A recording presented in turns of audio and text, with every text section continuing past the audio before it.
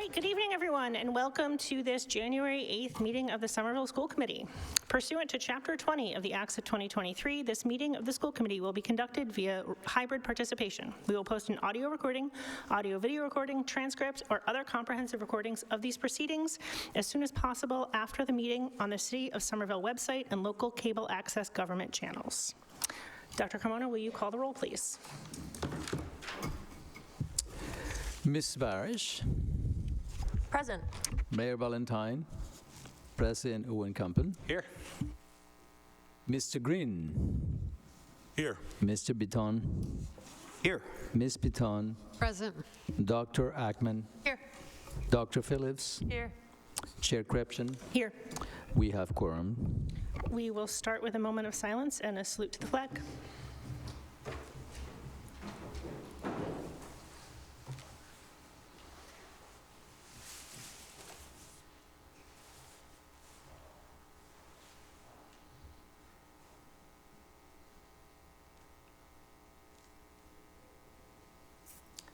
I pledge allegiance to the flag of the United States of America and to the republic for which it stands, one nation, under God, indivisible, with liberty and justice for all. Do we have our student reps? Okay. Do we have our interpreters to? Okay, first let's introduce the interpreters. Spanish interpreter, do you want to introduce yourself?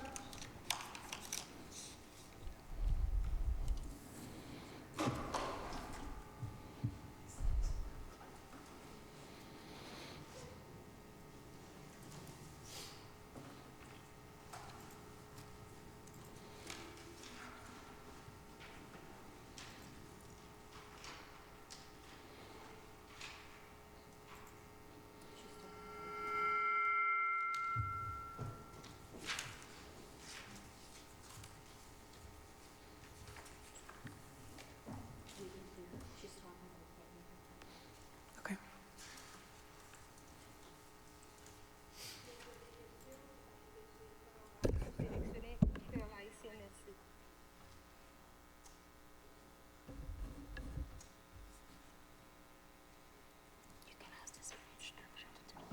The Spanish interpreter, can you introduce yourself again?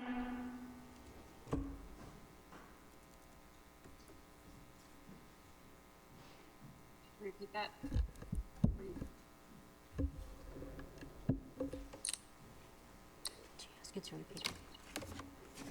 Repeat. Can you introduce yourself again, Spanish interpreter, please? My name is Caroline Pulido. I will be the Spanish interpreter. Mi nombre es Caroline Pulido. Voy a estar interpretando para el idioma de español. And Portuguese interpreter, please? Thelma Leitão, português intérprete. Thelma Leitão, português, intérprete de português. And Haitian Creole interpreter, please? Angie Supri, Haitian interpreter pour tonight. Bonsoir tout le monde, nom c'est Angie Supri. Moi, je suis interprète pour nous asseoir. Si vous avez besoin de créole haïtien, cliquez sur le globe là bas écran pour choisir créole. Merci. Thank you. And now we have the report of the Student Advisory Committee.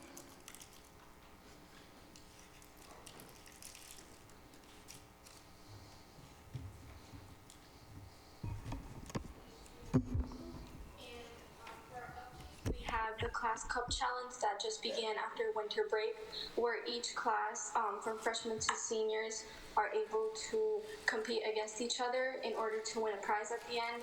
The prize varying from a pizza party to an ice cream party, so any food party that the class picks, they win points by getting to class on time, encouraging other students to get to class on time, by picking up trash, and all of those things, and showing up to performances for theater kids, robotics, and sports in general. And then the winter sports are in session, and there was an 11th and 12th grade focus group with the superintendent where we sat in the library and talked with the superintendent, giving them updates about what we like for our school, what we want to improve, and things like that.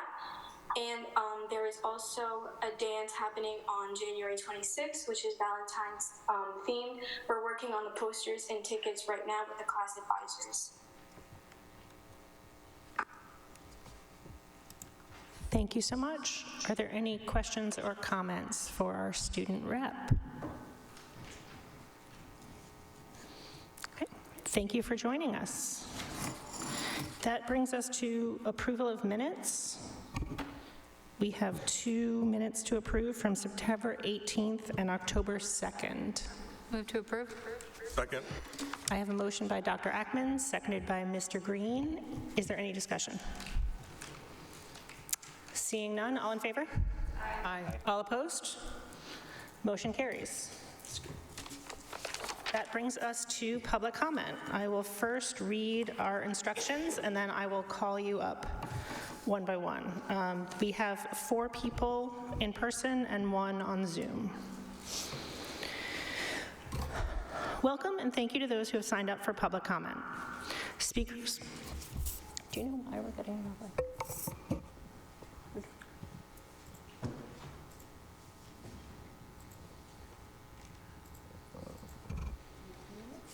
Just 2 minutes.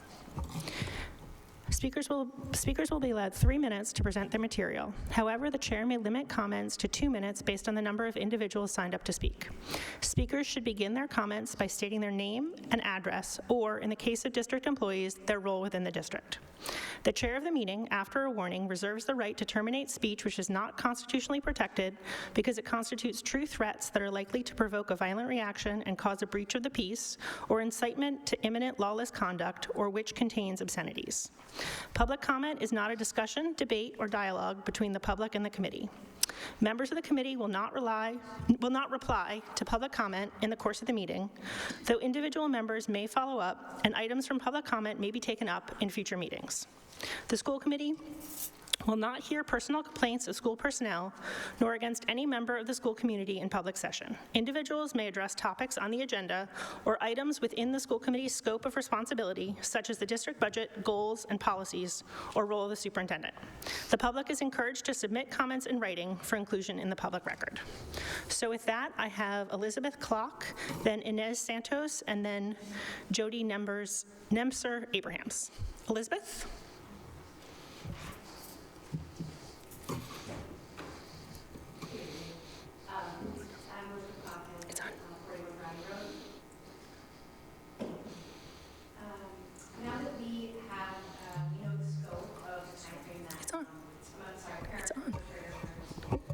I'm sorry. Hold on a moment. The mic is on over here. And her side? Is it not on there? Yeah, there's no plug there.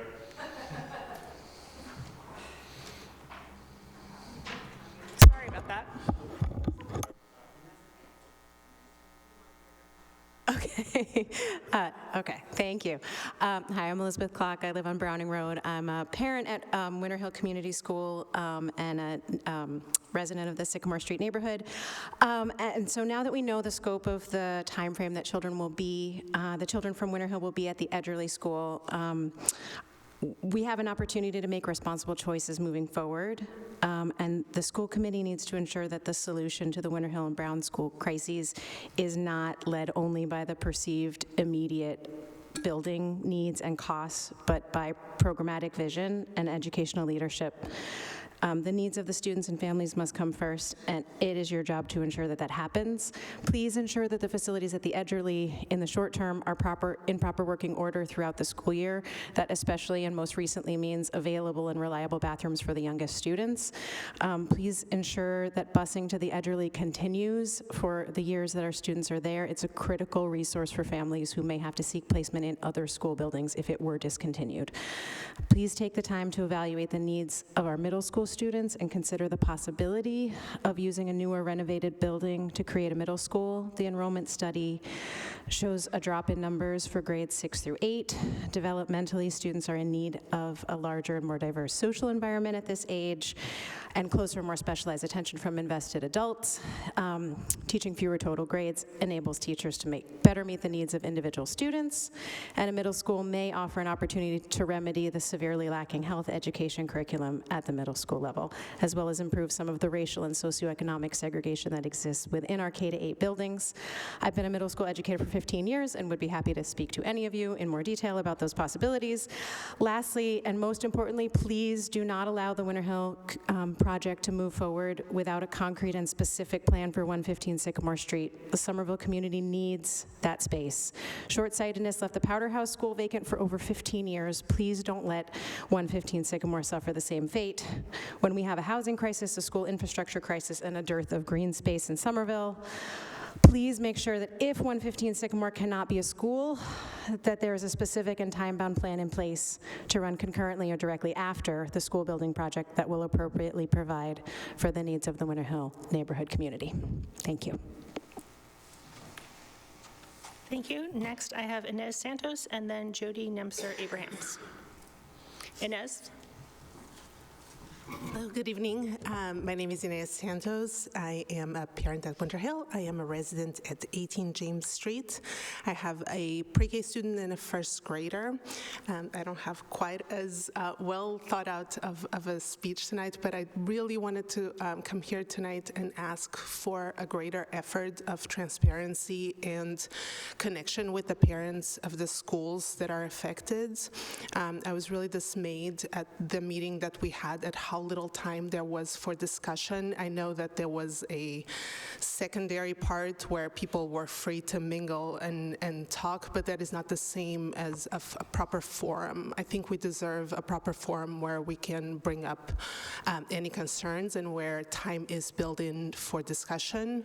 I think that there was a few things in that discussion that felt not as truthful and as thorough as they should be. I think, for example, the notation of costs was very tricky in my opinion. There was a $1 costs, $2 signs, 3 that were not multiples of each other. That is, just misleading for anybody who's looking at this information and saying, oh, this thing clearly costs 3 times more than this other thing. Additionally, there was no discussion of the cost of renovating the spaces that would be left behind if we emptied our buildings, or what our plan would be. I understand that it's early in the process and that there's due process and all of that, but to just say this would cost a lot less presumes for the rest of us, for the neighborhoods, that we would be leaving empty spaces and just ignoring these buildings to ruin like we did in Potter House for so long, and we're really hoping that doesn't happen. So I'm really here, and I think I've repeated this to a lot of you privately, to ask for more transparency and more inclusion of the community in all of this. Thank you. Thank you. Next, I have Jody Nemser-Abrahams. Hi, everybody. Can you hear me? Okay. My name's Jody Nemser-Abrahams. I live on Hinckley Street, and I'm also a Winter Hill parent. I have a first grader, a pre-K, and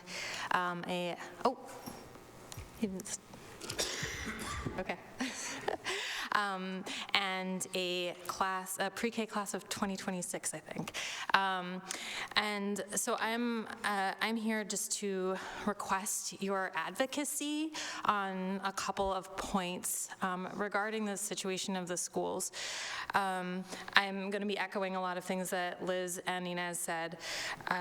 First, with the Edgerly School, to continue to maintain it in the time that we're going to be there, including making it a viable school for the pre-K who are going to be, pre-K and K who are going to be there next year, and to continue to advocate for busing. Today, after the snowfall, it became exceptionally apparent how the difference between being able to walk to the Sycamore Street School and having to come all the way over to Edgerly, and the idea of having to do that for the next 5 to 7 years is quite daunting. So that sort of leads me to the next piece, which is to really, I plead on you to advocate for this, what happens to be thought through as a meeting the programmatic needs of our city. And there's two specific things I want to mention. One is the size of the school. So one of the proposals that had been brought through in trying to handle both the Winter Hill and the Brown was to merge the schools. That would create a larger school, and this again was brought up as like a solution to a building problem. You have two buildings that have problems, put them together, but not in a programmatic sense of what that means. Additionally, I want you to consider and advocate for, or at least think about and be transparent about the thought process on neighborhood schools, if that is something that our city values and is striving for, and if so, that needs to be represented in the decisions that are made around the schools. I personally feel that is important, but that's something that I hope the school committee can take a stand on. Oh, there's a lot of pressure. I also hope that you will consider the idea of a middle school. I don't want this process around the Winter Hill to be slowed down by that, but it does feel like that is something that is part of this conversation, and I hope the school committee can take a stand and make sure that that is part of the conversation and make sure that the rest of the city and the mayor is thinking about that. I also want to reiterate what the other community member said about the sites at Sycamore Street and the Brown. If those buildings, either of those buildings are vacated, that part of the plan for a new building needs to include the budget and the plan for dealing with those buildings. We should not have vacant buildings.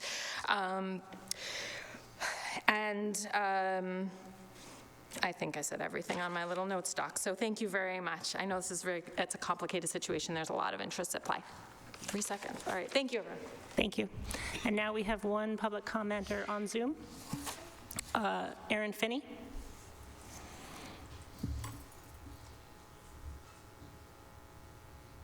Yep.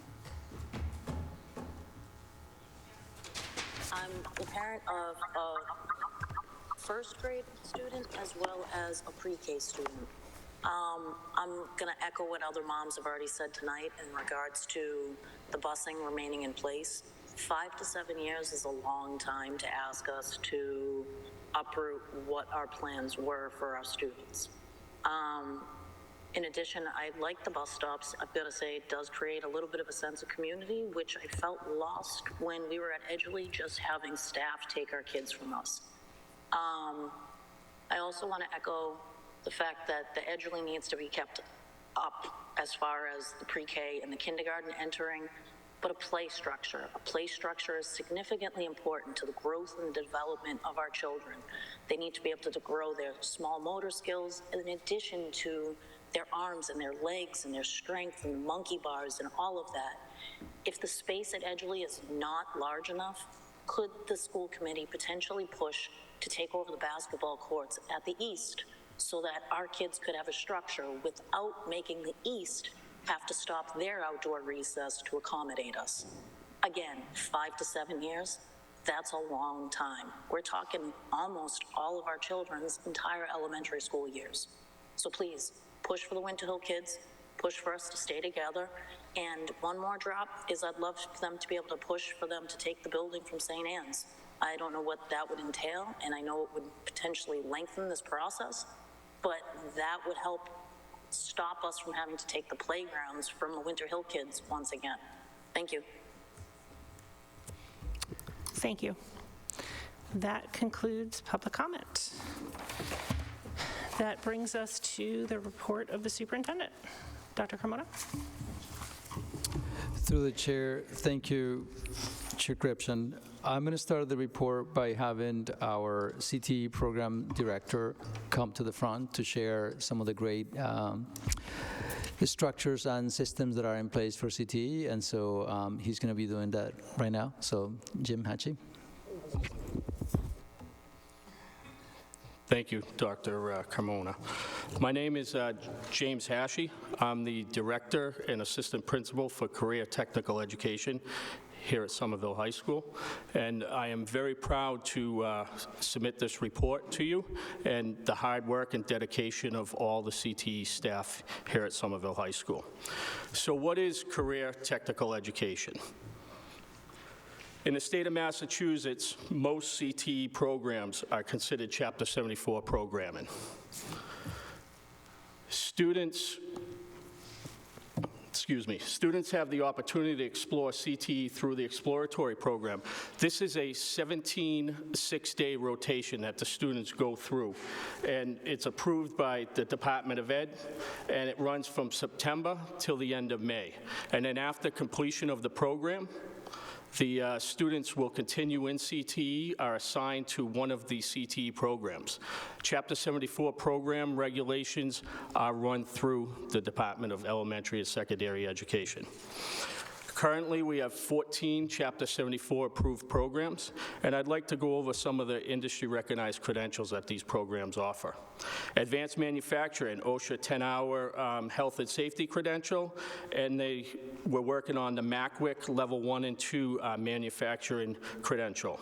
Automotive, OSHA 10-hour safety credential, and our program is NATEF certified, and they also have the ASE Automotive Service Excellence certifications. Carpentry offers our OSHA 30, and we have a one-year advancement placement and union carpentry apprenticeship programs if they graduate from the program or when they graduate from the program, and they also do the first aid CPR AED certification. Cosmetology also has the OSHA 10-hour, and then they do the 1,000-hour cosmetology license, so they're able to sit for the cosmetology license at the end of their senior year. Culinary Arts, also the OSHA 10-hour, and they have the ServSafe Food Handler certification. Dental Assistant also has the OSHA 10-hour and the CPR, along with the radiology certification through Tufts Dental School. They also will be able to sit for the Dental Assistant licensure upon graduation.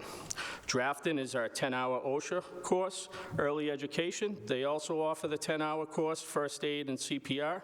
Electrical offers the 30-hour OSHA course and credit towards a Mass Electrician license working requirements. So they're able to gain 700 to 750 hours in the work for the electrical license, and then they can gain up to 150 hours in the continuing education requirements, which that's very important because then they don't have to take those classes once they go out to the work of industry. Graphic Communications, OSHA 10-hour, and then the Adobe certifications, and then our Health Assistant Program, or Health Careers, they have the CNA, Certified Nursing Assistant certification, Healthcare Provider, CPR, National Safety First Aid, and they're able to sit for the National Pharmacy Tech Board certification.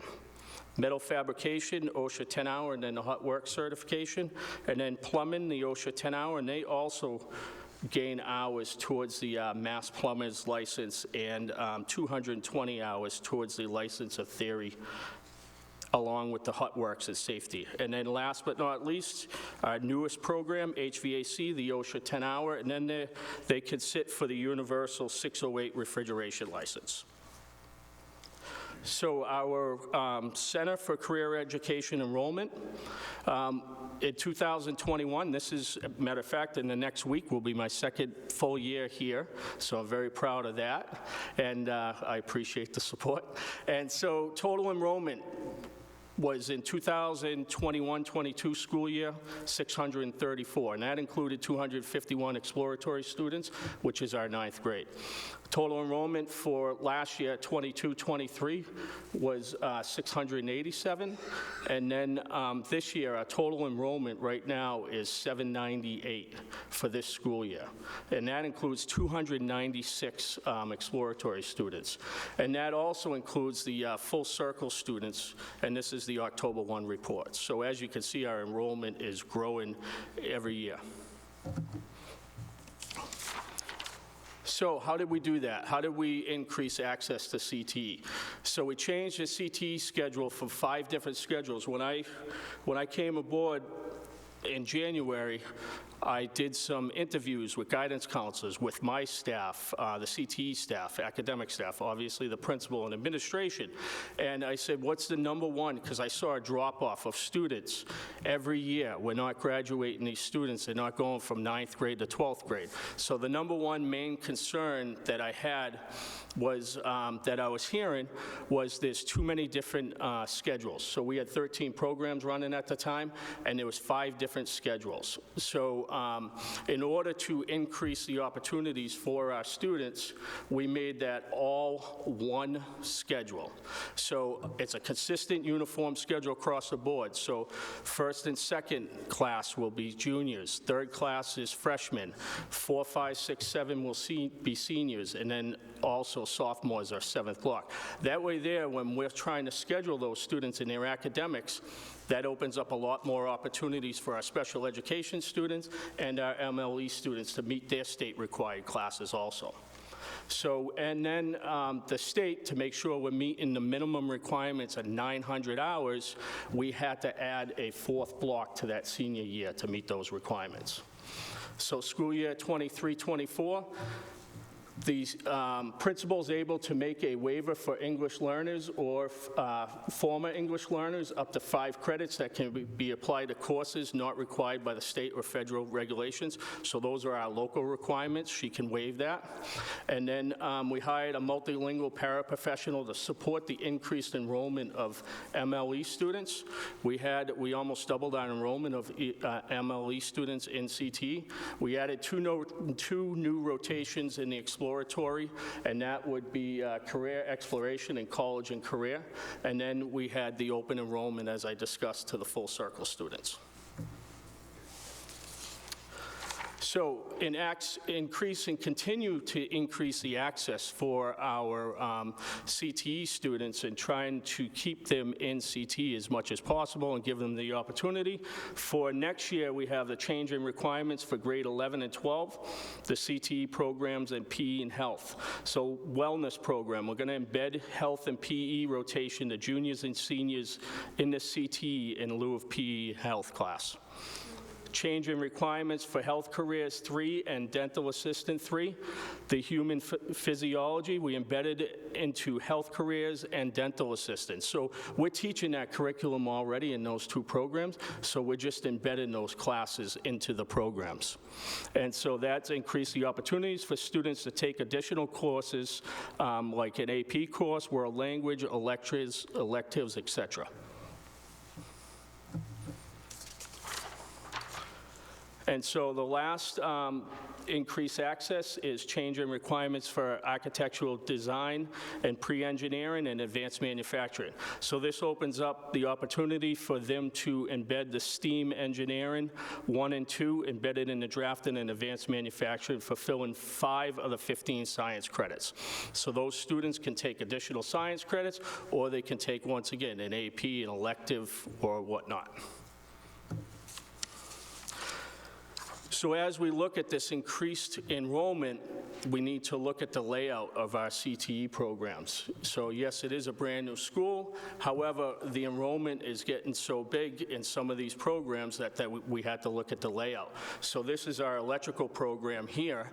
And so we created over the summer the electrical students, staff, and the house carpentry students and staff created this learning environment for our students. So we created 31 booths for students to work in individual projects, created a real-world residential application with construction framing, and then we ended up, the upper portion of the booths have plywood, so you can, that's for the upperclassmen, and so the students have different application for the plywood areas. And that's usually for the senior groups because those are the more advanced projects. The booths open up the line of sight for staff. Prior to this, there were 10-foot walls, plywood walls, and you had 3 of them set up.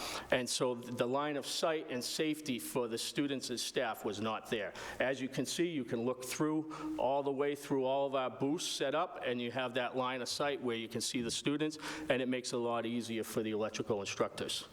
The layout allows for more storage for supplies and materials.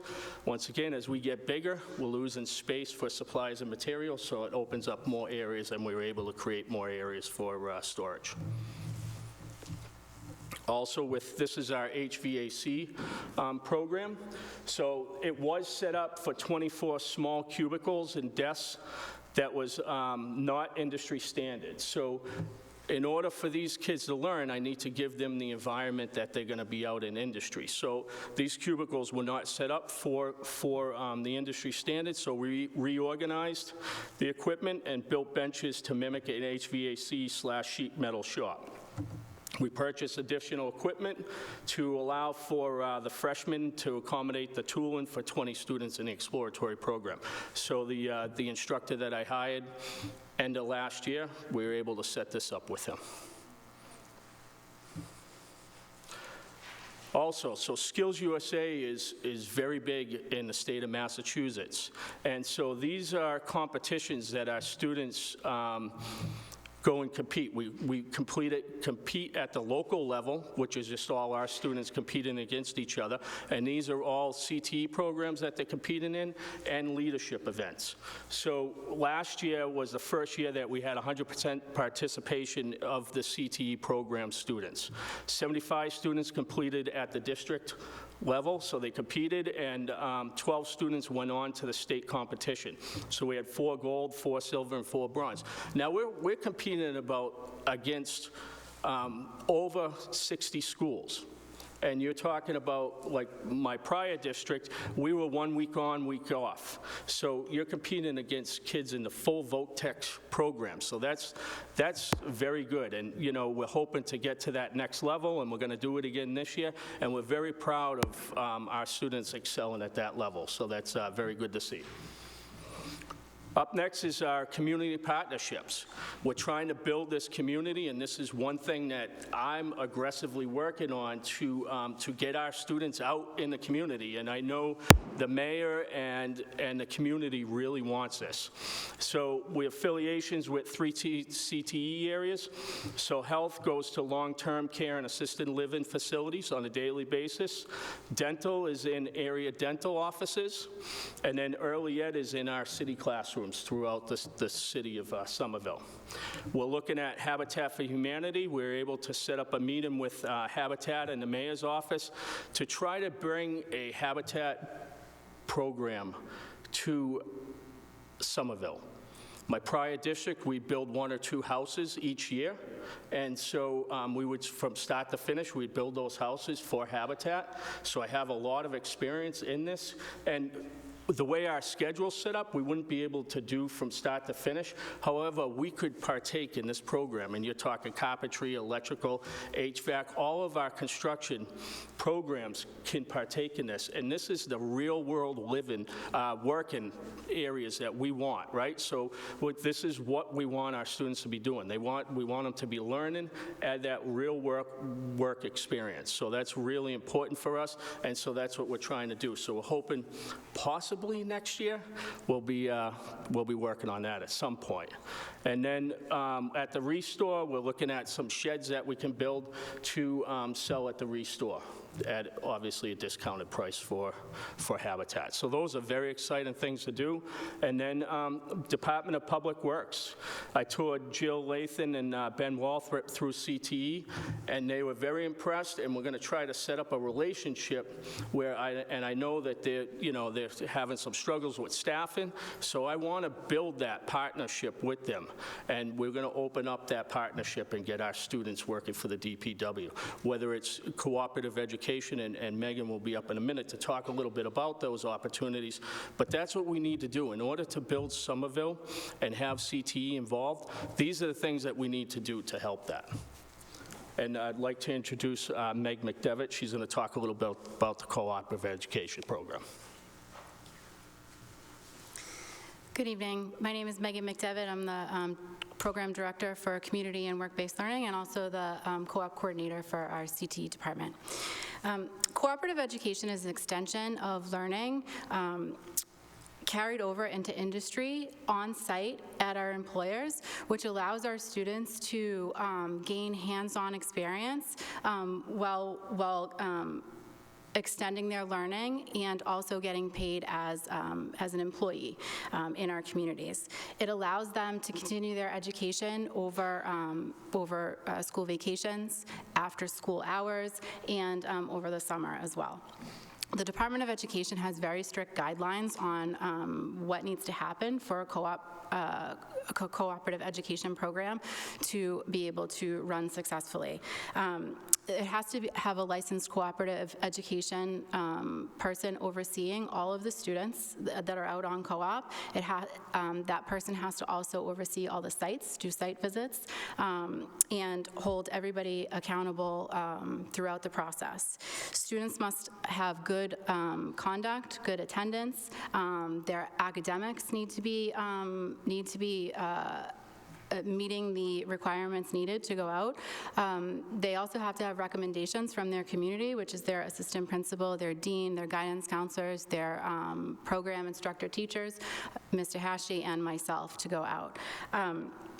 Employers have to agree to hire our students. They have to agree to pay our students competitive wages, and they also have to agree to allow me on site to do site safety visits, along with being quarried and carrying workman's compensation insurance policies.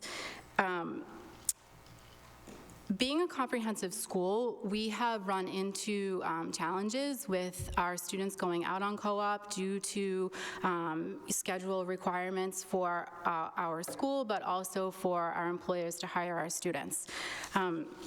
So over the past 3 or 4 years, we've been able to make some changes which have allowed our students more time in program, which has in turn allowed our students to go out 3 days a week at 10 a.m. and 2 days a week at 11 o'clock, which has in turn allowed our employers to hire our students because they are more apt to take them in because they can be on site for a regular job shift, and our students are working, making, minimum wage is $15 an hour. Our students are making an average of $17 to $22 an hour. This graph over here shows from 2019 to current. We started out, about 13 students, and currently right now we have 29 students out on co-op. The next graph is a breakdown each year of the students out on co-op and the programs that the students are in. And as you can see, in 2019-20, which was a COVID year, we only had 2 programs out. One of the programs was our pharmacy technician program with 11 students, and another one was our electrical. The next year was another COVID year, 2021. We had 5 students out for health careers and 1 automotive. Once we get to post-COVID in 2022, you can see that we have 1 more program along with health careers, electrical, and early ed. And as we move forward, last year we had 19 students out, and we had more programs involved where we had health careers, automotive, electrical, carpentry, plumbing, drafting, and early education. This year, we currently have 29 students out, and the goal is that we want to have as many students as we can out senior year, but we also want to have all the programs that are participating in them as well, and we are trying to grow that. It may not seem like 29 students is a lot, but in a comprehensive model, as Jim was talking earlier, in a comprehensive model where our students are doing their academics in the morning and then going out to work in industry, it is substantial that our numbers are growing. Along with the 29 students that we have out currently on co-op, we also have 90 students that are participating in in-school clinics that are open to the public. Those 2 clinics are automotive and cosmetology. We have 51 students that are participating in program-specific affiliations that Jim mentioned previously. Our health career students, we have students that go to the long-term care facility called Life Care Center in Stoneham. We have dental assistant students that are in 10 dental offices throughout the city, Medford, Cambridge, and Malden. In our health careers pharmacy, we have students that are in every single CVS pharmacy in the city, along with Cambridge, Malden, Medford, and Everett. And our early education students are in all of the kindergarten and pre-K schools in the district. At times, moving forward in the year, they will also be in our daycares as well. Outside of CTE, we have a program, it's called Work-Based Learning, and in that program we have 243 students that are participating in out-of-school, beyond-the-classroom learning. And those students are juniors and seniors that are on track for graduation with their requirements, and they are able to sign up for 1 to 3 classes each each semester, and it's out-of-school learning where they are doing work study, mentorship, translation services throughout the community. We are in the process of growing our beyond the classroom learning and being involved in the community. I'd like to turn the presentation back over to Jim. All right, a couple more slides. So I'd like to go over the postgraduate plans for class of 2022. So 42.7% went on to 4-year college, 20.4 to 2-year college, and then 27.3 working out in industry, and then 9.6 is other. So what's important here to notice too is that 37% of college student plans, their majors were related to their CTE programs. So 37% of that 63.1% is related to their CTE program. So I think that's important to notice. And then next slide is the class of 23 post-grad plans. So 41.9% 4-year college, 15.1 2-year college, 32.4% work out in industry, and then 10.6 other. Once again, important to notice that the 43% of college student plans majors are related to their CTE programs. Next slide, please. And then so with all of this growth, here comes the challenges. You knew there was going to be an ask at the end, right? So there are some challenges to the 26% growth that we had over the last 2 years. So we look at the enough equipment and space for future student enrollment, where as you can see, like in electrical, we address that concern with the space. And so funding for enrolled students. So enrollment has increased by 26% over the last 2 years. However, there was zero increase in the budget for CTE at $125,000. That's just not sustainable. Perkins grant, I took the Perkins grant and I spent 25% of that, $82,000 or so, to hire the multilingual para position, which is absolutely needed, but now that took that amount of money out of my budget. So not only are we increasing, now I'm losing money on my budget. And then funding for equipment, maintenance, repairs currently comes out of that $125,000. And then the staffing as enrollment grows, and then we have vacancies. So staffing as enrollment grows, if we keep building these programs, some of the one-person shops are possibly going to need a second staff member, so as this enrollment grows. And then we have currently, I would be remiss if I didn't take this opportunity to say we have 2 vacancies at this time. We have the electrical instructor, which the qualifications would be not 5 years experience in the electrical field, and a Massachusetts master's electrician license. If anybody out there that knows someone, please contact me. And then also an automotive instructor, we had 2 openings, now we have 1. We just hired a grade instructor from the Fitchburg area, and the qualifications, you'll need 5 years experience in the automotive field and 3 ASC certifications, and then we can work on the rest of the qualifications from there. And that is my presentation. I'm open to questions if that's... Great, thank you so much. I'm sure we'll have lots of questions. I will start with a question that I know everyone has been wondering about, which is culinary and the restaurant at the high school. Any updates on that? It's a very good question. Thanks for asking. So, so right now, we did lose a staff member in that department, so we did lose our teaching assistant last year.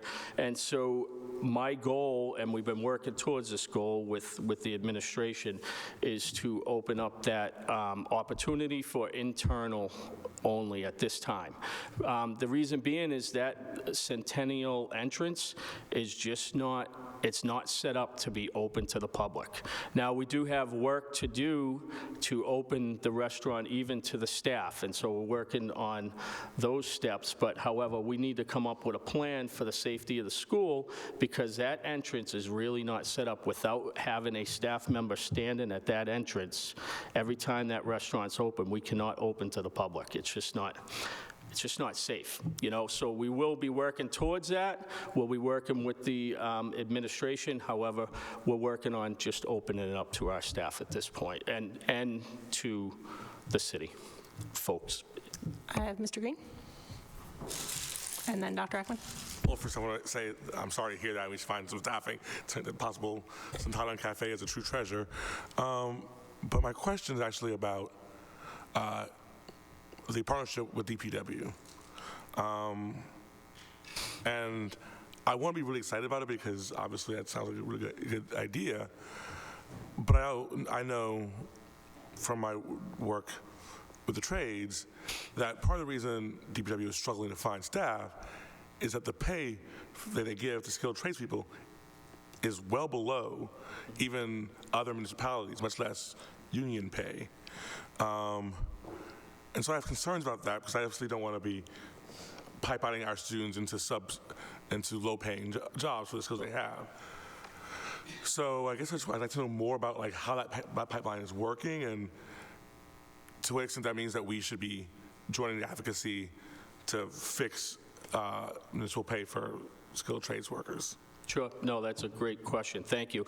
And so we're looking to get our students into cooperative education to start building that pipeline. And so I can do that part of it, but it's the city's part to keep those students. I can get the students in the door, and you know, we did talk, and Jill, myself, and Ben had that conversation.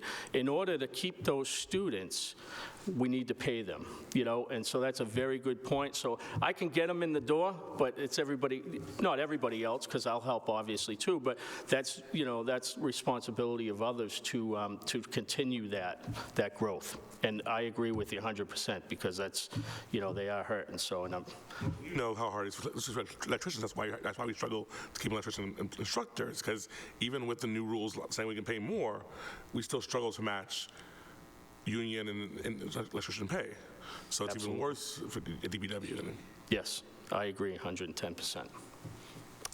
Dr. Ackman and then Mr. Bitone. Thank you. Through the chair, first off, thank you both. Wonderful learning about this. I'm really heartened to hear that there are full circle students participating.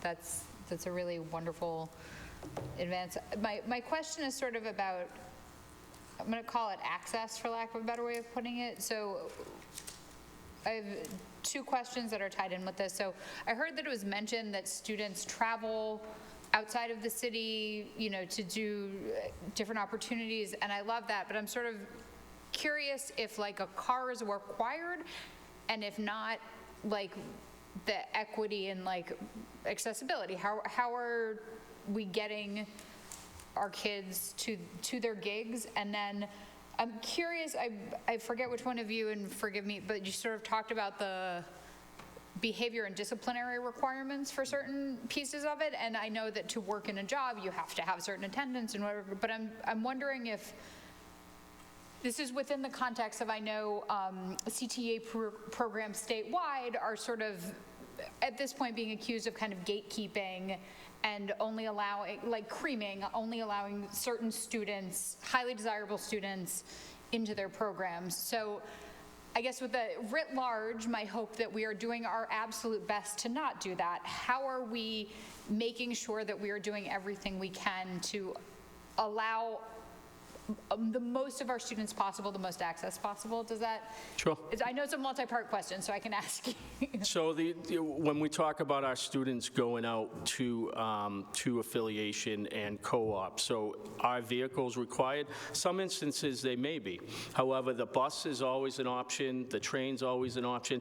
But if you're looking at a contractor, for instance, and they need that kid, the student, to meet them out on a job site, and it's not close to a bus stop or a train station, that would be hard to do. On affiliations, we actually take our students out. So we bus them there, and then the instructor, like health, the instructor will stay with them. Dental, they'll go on their own.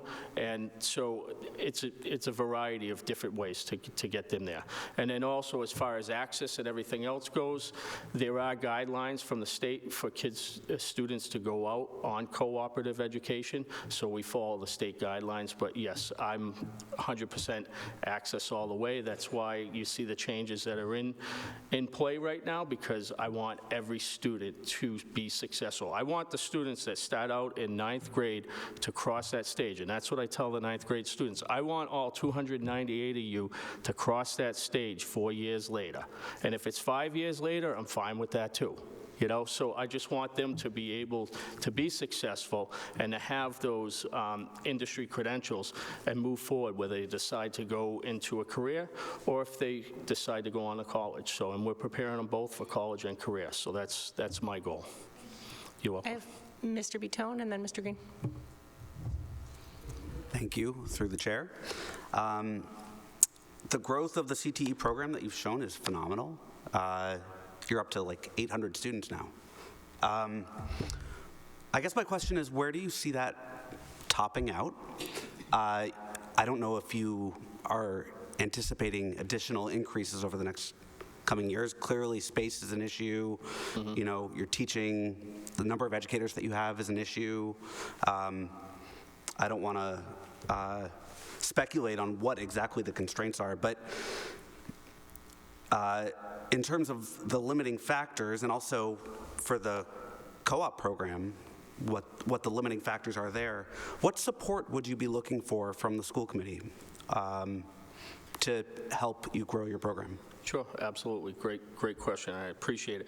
And it truly is a team effort. As you see some of the things that we put into play, and it's, working with the academic instructors and with Jody Remington, and working with the principal. So it is a team effort to make all of these things work. And the support that I would need, I think, we look at the $125,000 for my budget. So supplies and materials is huge.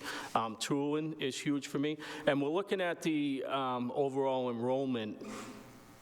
It is going to grow, because now we just gave the kids the opportunity to go from 9th grade to 12th grade with not many, if any, obstacles. So if they choose to stay that path, we've taken out almost any obstacle that they would have had. So yes, our enrollment will be growing over the years. We need to look at that, and I just met with Tom Bent. He's our program advisory chair, and his question was the same thing. And so now I'm going to be sitting down and we're going to really look at the enrollment, because next year we have 350 freshmen coming in. And so our enrollment could possibly be up to 350, if not, 320 or so. And so we're looking at increasing the 17 rotations to probably 18 or 19. So we don't want more than right around 20 students in each rotation, because we want to make sure that there's no safety violations and everything like that. And we want to give the kids a great, 6-day rotation to really, so that they get an understanding of what that shop looks like.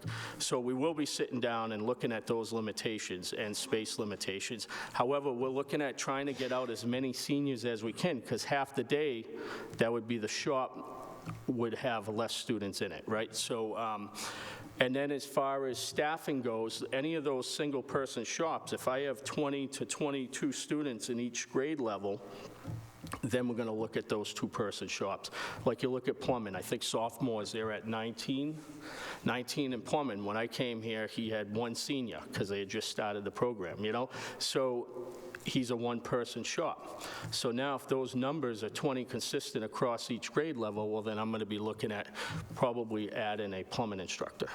You know, so those type of things. And I'll try to, and I think, you know, working with Dr. Carmona and Alicia, the principal, to come up with a plan to over, you know, I guess, next 3 years or so to see what that looks like. Did you want to follow up? Yes, please. Can I ask about the co-op piece too? Thank you. Sure. Just around what additional supports would you be looking for to help continue the growth in the program? Right. So the most important thing is community involvement, is having our community employers be willing to take our students, on as an employees. But before that, it's okay for community employers to take our students on as interns also. We just had our dental students go out as interns, 10 of them just went out as interns, and within 3 weeks, they were all hired. So like it's a stepping stone. So just community involvement, our community to step up and help our students. Even if it starts off as a non-paying thing, sometimes they can turn into paying things, and the dental program was a perfect example of that. As we grow, you know, we may need more support in staffing, but we're not there yet. But we could be. That could be a potential need. But right now, it's really just community involvement. Sure. Thank you. Mr. Green, and then Dr. Phillips. Actually, I think through you to the superintendent, the practice of seeing like direct line item budget asks in department reports to this body is new in my experience, and a welcome. I actually really appreciate it. Again, that's a level of transparency into our budgeting. But I would like to know if we should assume that as the budget process continues, that when we hear these things in these presentations, are they coming with the imprimatur of the central office, or is this just individual employee opinion? I'm sorry. Say it again, Andre. I missed part of the question. So when we get these direct line item asks from staff members in department presentations, should we assume that the central office has vetted these and seen as and been like, yeah, this is a good idea, or are we just hearing employee opinions, which I very much value, and I would like to continue to hear? I think that the spirit of the report was to basically to lay it out as it is, and I think that, you know, transparency is part of the process. I do not know where the money is going to come from, but I think that the commitment towards CTE as well as education that is grounded in real practice, I think is the one thing one can hope as a community. So these are questions that we have discussed on the fly. I know that we have had conversations about having to increase by 20, 30, or 40,000 the number of the assigned monies that we have for a particular position. And so we have gone outside of the expected posting salaries to recruit some folks. And I continue to share that with Mr. Hashi, that if there are ways in which we can actually recruit and retain, we are willing to do that, despite the fact that our budget numbers in some cases don't reflect that. So I think our commitment is real. We will have to basically sort out the numbers to determine what that means, and so that's part of the budget process. I have Dr. Phillips, and then Ms. Parrish, and then Ms. Patel. Thanks. Through you, Chair, two lowball questions for you. One is, what proportion of students in exploratory typically stick it out and enroll in CTE for their sophomore, junior, and senior years? And the second question is, it seems like you're doing a phenomenal job opening up access, and I wonder if kind of showing us the demographics of the program over time would just be a way for you to highlight your successes there. Sure. Yeah, thank you. we can do that in a future presentation for sure. And then, so the first question was, sorry. What proportion of exploratory students stick it out? Thank you. So last year we had 250. Yeah, so last year we had 250 students stay. And that, what was that other number, 276 or so? We started with 250, we had 225 stay. Started 250, 225, yep.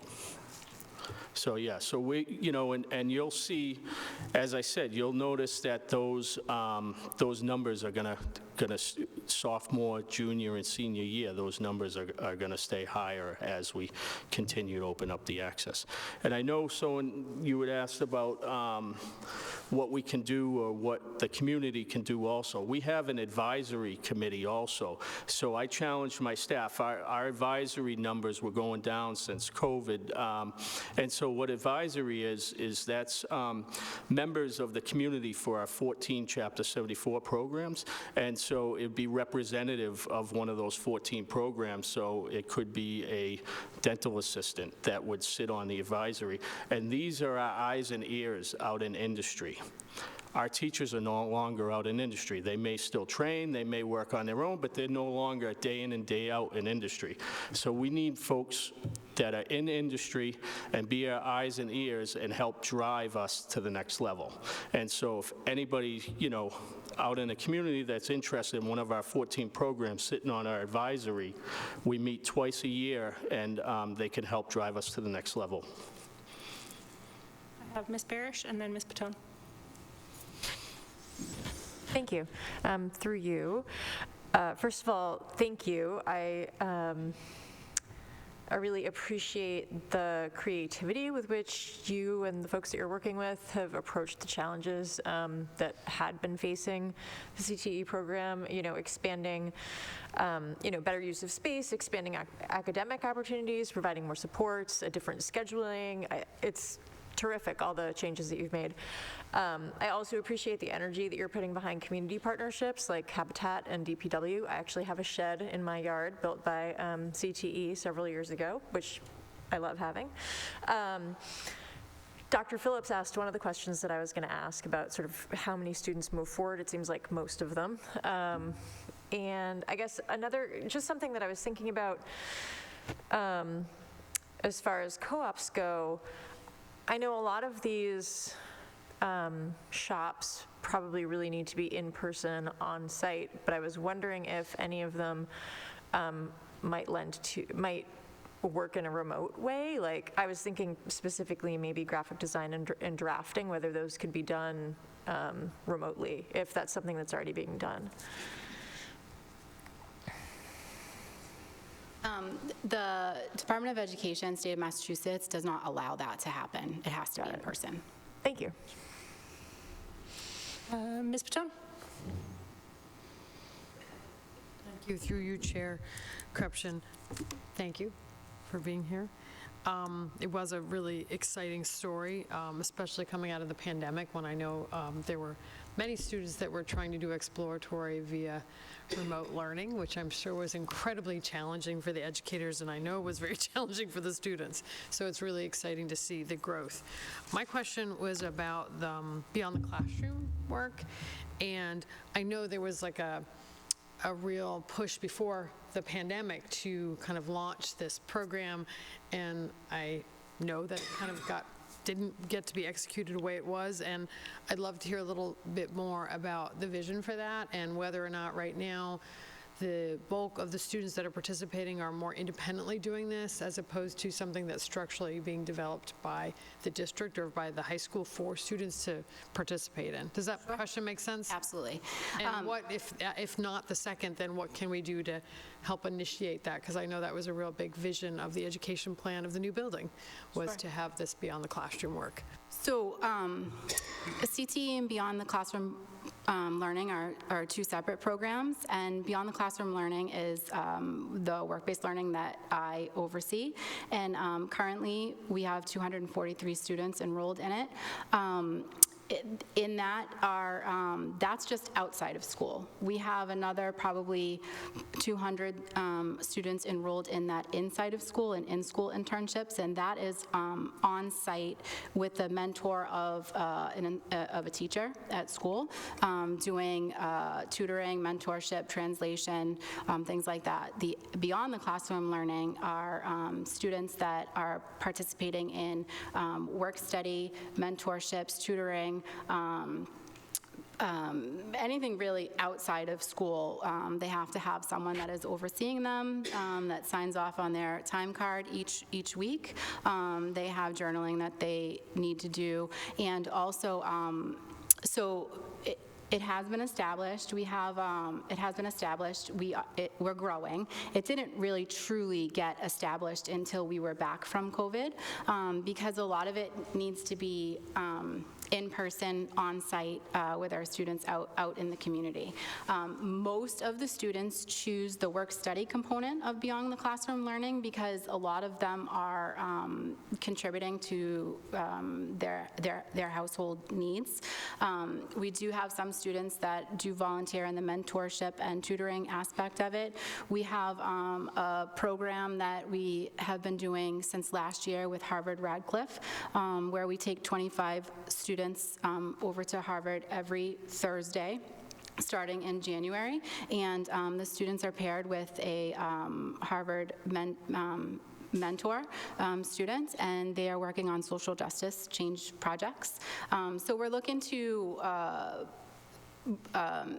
increase from that with other surrounding institutes and opportunities, but that's in the process. Like I said, most of our students choose the work study part of it. I would say probably 75% of the students choose the work study part of it, and the rest are doing their mentorship, translation, and internships. Follow-up? I just want to quickly follow up through you, Chair Krupchen. Thank you, Ms. McDevitt. I think that at bare minimum sharing those numbers, it's exciting. It is very exciting. When you first presented it, I didn't understand the scope, but it sounds like it's not a pilot. This has been launched. I want to give kudos to the school for doing this work. It's been a huge investment, and I'm super excited about it. And bravo that a lot of them are work studies, because this is what our students are looking for. So I look forward to hearing how this grows. Thank you. I have a question that might be more for the district than for you, but you mentioned the funding for equipment maintenance and repairs, and I know that generally speaking, like maintenance of our buildings is on the DPW, but is maintenance of our own equipment within the buildings on our budget? Is that how that works? We just, I'm just laughing because, yeah, so the process is being clarified. I think that maintenance and repairs, there are different departments that interact. It depends on the size and depends on how the equipment is being sorted out at the building level. So I know we had a meeting recently to describe what are some of the things that, as a result of this more needed oversight of maintenance will be sorted out moving forward. So we just had a meeting, but there were some challenges as a result of some lack of clarity in that process. But the city, for the most part, depending on the equipment, the city is responsible for that. I don't know. I know there's a large meeting that you had today. Jim, do you want to elaborate on that, or? Yeah, absolutely. So any equipment like saws, dental equipment, health, anything, beds for health, anything like that internal in our programs would be responsibility of the CTE director to have that maintained, like, any of the lifts in automotive and whatnot. So that usually falls on, in a CTE program or a vocational program, that usually falls on the CTE director. And usually that's a budgeted line item. And, Dr. Carmona and I have had this conversation. So in order to maintain this equipment, we need, we're going to need the funds to keep that equipment up and running. So anything within the shops usually is part of the CTE budget, and then any big items is usually outside DPW and whatnot. So, and I know they're working on contracts and everything else. There's a lot going on with the new building. So we're trying to all work together with DPW, and that's Mr. Mazza, Dr. Carmona. And so we're trying to work all together to make sure that we're not missing anything. Great, thank you for that. Are there any other questions? Seeing none, thank you for that great presentation. All right, thank you very much for your time, and looking forward to working together with you. I appreciate it. Thank you. We're looking forward to having lunch with you soon in the cafe. Thank you very much. Okay, thanks. Yeah. Great. Through the chair, the last time we were here, we had Dr. Boston Davis share the schedule for the school year next year, and you provided some feedback, and we are back again to you with some comments and some adjustments to that schedule. So I'm going to let Dr. Davis share her thoughts. Thank you, through the chair. Good evening, everyone. I have a updated round 2 second version of the calendar before you. So before I get into the details and what has changed, I want to just thank everyone for their feedback, both in the meeting and any feedback that you've heard that you were able to pass on to me. That's been very helpful, and I've tried to incorporate and make best judgments based on that. I also appreciate the words of encouragement and affirmation. This is a very technical, small thing, but it's amazing how much this small little not little in terms of time consumption, but this small document can represent a lot. And so we've tried to listen and incorporate what we can, and I'm happy to hear any further feedback. Before I do, I'd like to share with you the changes that have been made since the last meeting based on the feedback that we've heard. Also, as a point of reference, the 23-24 calendar is in there, just so you can see how the document is in your packet, just so you can see how the document has changed over time. There were slight changes on this calendar based on the 22-23 calendar, but I thought the most recent year would be good to reference. Okay, so here are the updates. The first thing, and this is what I paused to write so I didn't forget to say, is that we have shifted a bit in terms of the breaks. So the first thing that I'll point your attention to is now the December break is from December 23rd for students is December 23rd until Friday, January 3rd, which means for students, the entire 2-week period would be off, as opposed to coming back on a Friday.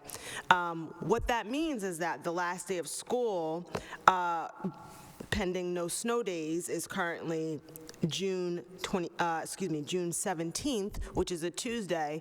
Also, in some ways helpful in that it's not the last day of school is on a Monday. So that was the first change that was made based on feedback. There are a couple small things and big things, so I'll go through all of them in the order that I received the notes in our last meeting. The first is that the 28th of August was noted in our previous version that it was hard to see, so the blue is lighter for the 28th, and the font went from white to black. There was a note to remove on December 23rd in the previous version. It indicated that district offices were open, but there was no other indication of that other than when there are no school days, and so I removed that. There was a question around 508 compliance and color blindness with the colors of green and red. After talking to the graphic designer and then attempting to do my own research on this and learning general guidance, it's not that you cannot use the colors red and green, but that the colors cannot be overlapping. And also there needs to be text or another symbol as well as the color to indicate what the color is showing. So in this case, the key and the text corresponds to the color. So there are two ways in which it is dates are indicated, both within the color and within the text below, and therefore we believe that to be compliant. But I'm happy to hear feedback if things should change. There was a piece of feedback to change in the key, the language half-day to noon dismissal, to just make that clear, and so that has been changed. There was a note to match the bottom portion of the calendar, which I will show up here, this bottom row to the same color that the Wednesdays are, and so I changed that as well. There was a note that Rosh Hashanah there was an error in the date on the back page, and so that has been changed. There was a note around the language of major religious and cultural holidays was removed from the first draft version. I have entered that back in, along with the holidays that were represented in the calendar last year. I've also entered back in the asterisks indicating that those starred holidays indicate that they begin sundown the previous day, both on the front page and the back page. I have checked and triple checked and quadruple checked, but when you look at the same document over and over and over, there can be errors. I'm a human, and so I might make a mistake, and so if you notice that a holiday is incorrectly marked here, that is totally unintentional, and I would really appreciate that feedback so I can make the change. I mentioned the last day. There were also questions that came up in the community around why the 185th day is marked, and it's not just for snow days. It's under, and I'm gonna just pull up the language so I don't mess this up here. Under the Massachusetts Student Learning Time Regulations, 603 CMR 27, school committees are required to schedule a school year that includes at least 185 days. And they are required to operate for at least 180 days. So our school years, we operate for 180 days, but you are, as a school committee, required to schedule a year for 185. And so that's just as a point of reference. You know, that can be removed if it feels confusing. Yeah, what does that mean? What does it mean to schedule 185 days and have an 180-day school year? Like,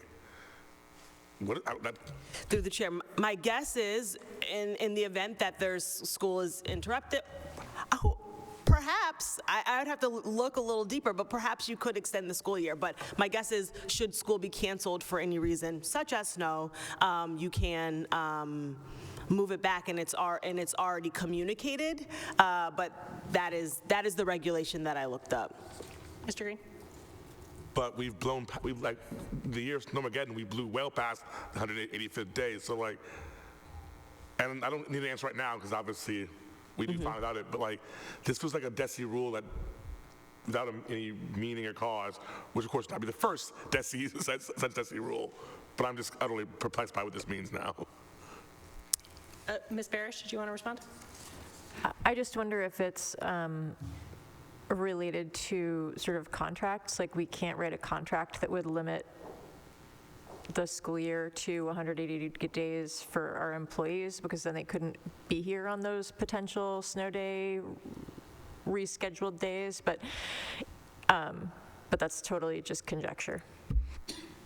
Mr. Bitton? So I like to look at this calendar from the eyes of someone coming into the district without having ever been in a public school district. And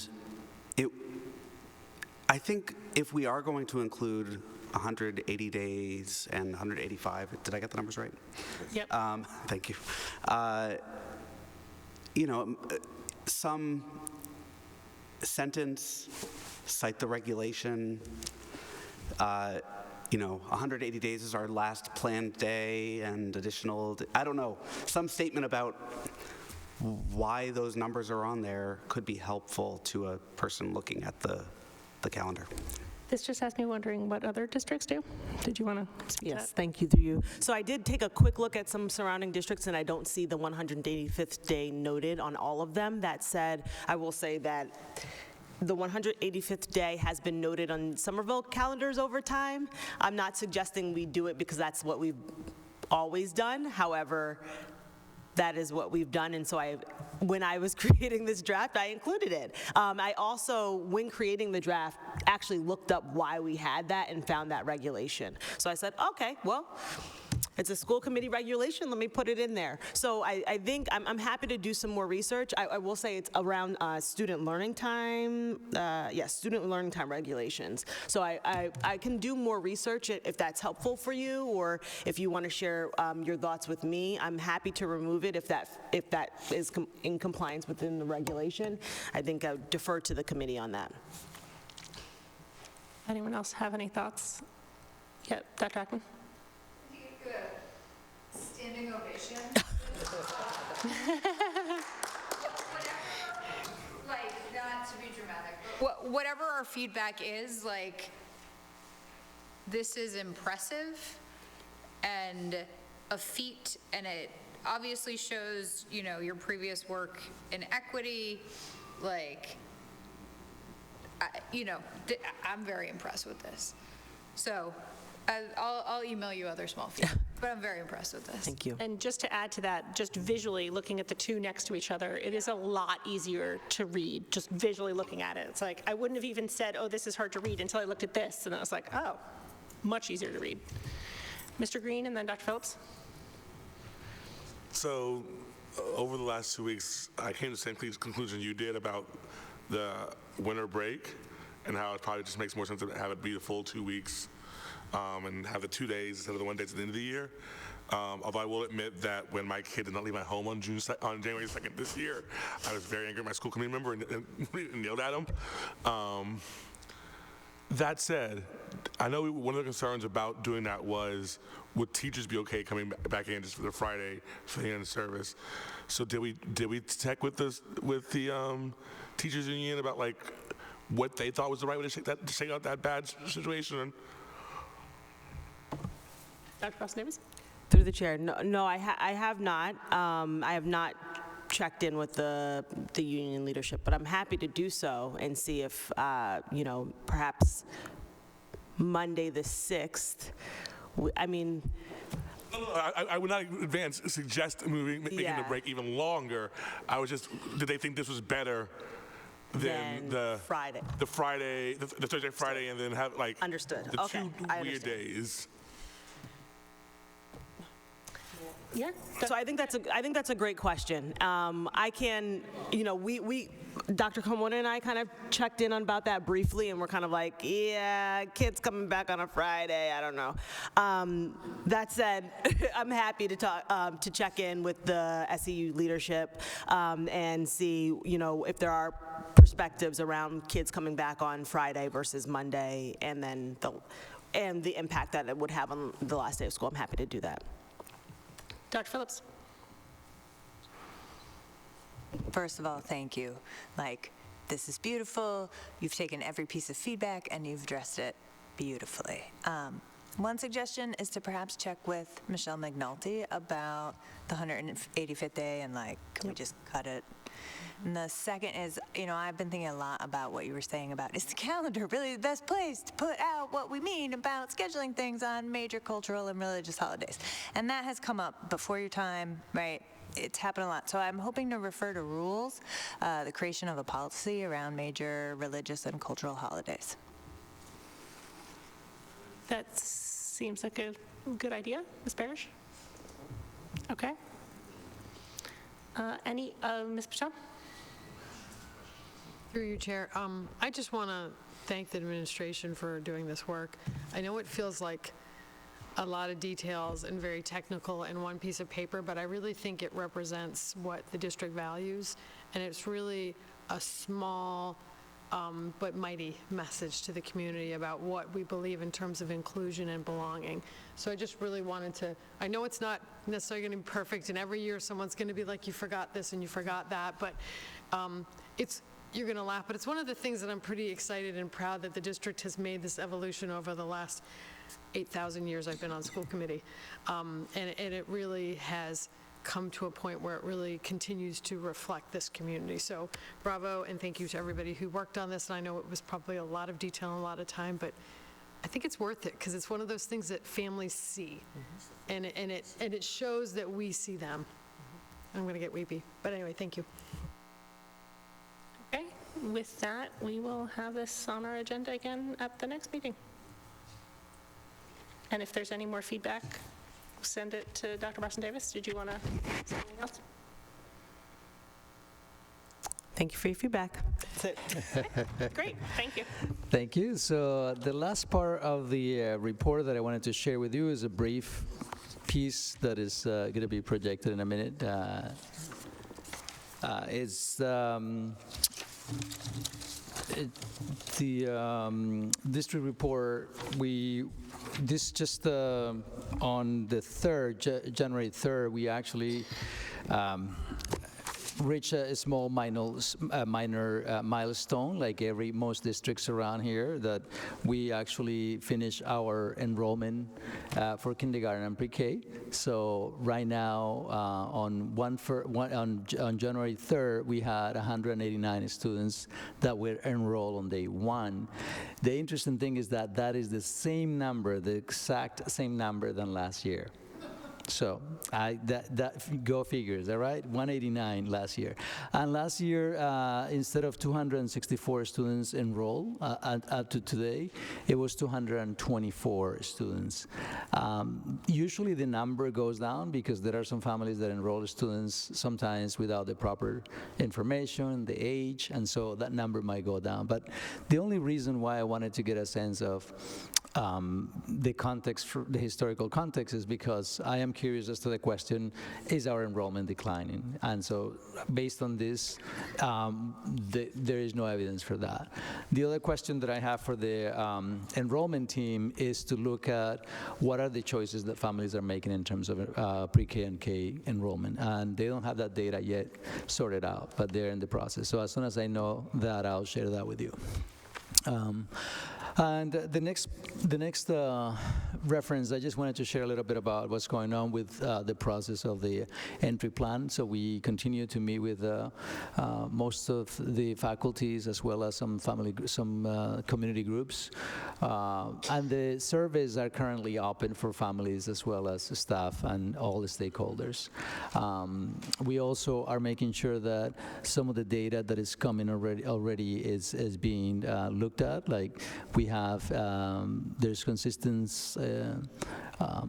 alignment, if you will, in terms of the need for increased academic rigor, and so that has been shared throughout many of the different faculties that we have worked with. And also there have been equitable placement of programs, as well as the idea of staffing challenges, mostly related to the specific programs that we have throughout the district. So those some little data points that are coming out of our focus groups, and just to keep in mind that this will be the basis for the foundations for our strategic plan towards the end of the school year. That is about it for the. Oh, I'm sorry. This is one more thing. Yeah. So we just had a wonderful celebration recently at the beginning of the school. This school year is that we met with all the faculty at the high school, 700 plus individuals in that space. It was, I believe, a very inspirational conversation that we had with the staff. We had a wonderful speaker, Kevin Simon, who works with actually the Boston Public Schools around. He's a psychiatrist that has a lot of knowledge around working with the students' social emotional needs. And He also did some work around hidden potential. I don't know if you have read the book Hidden Potential out of Adam Grant, and he basically, in a small presentation, kind of deconstructed the book and described it for us within a wonderful conversation about his family and his history. So a lot of faculty came out of there saying that they were inspired by some of the work. We were as well.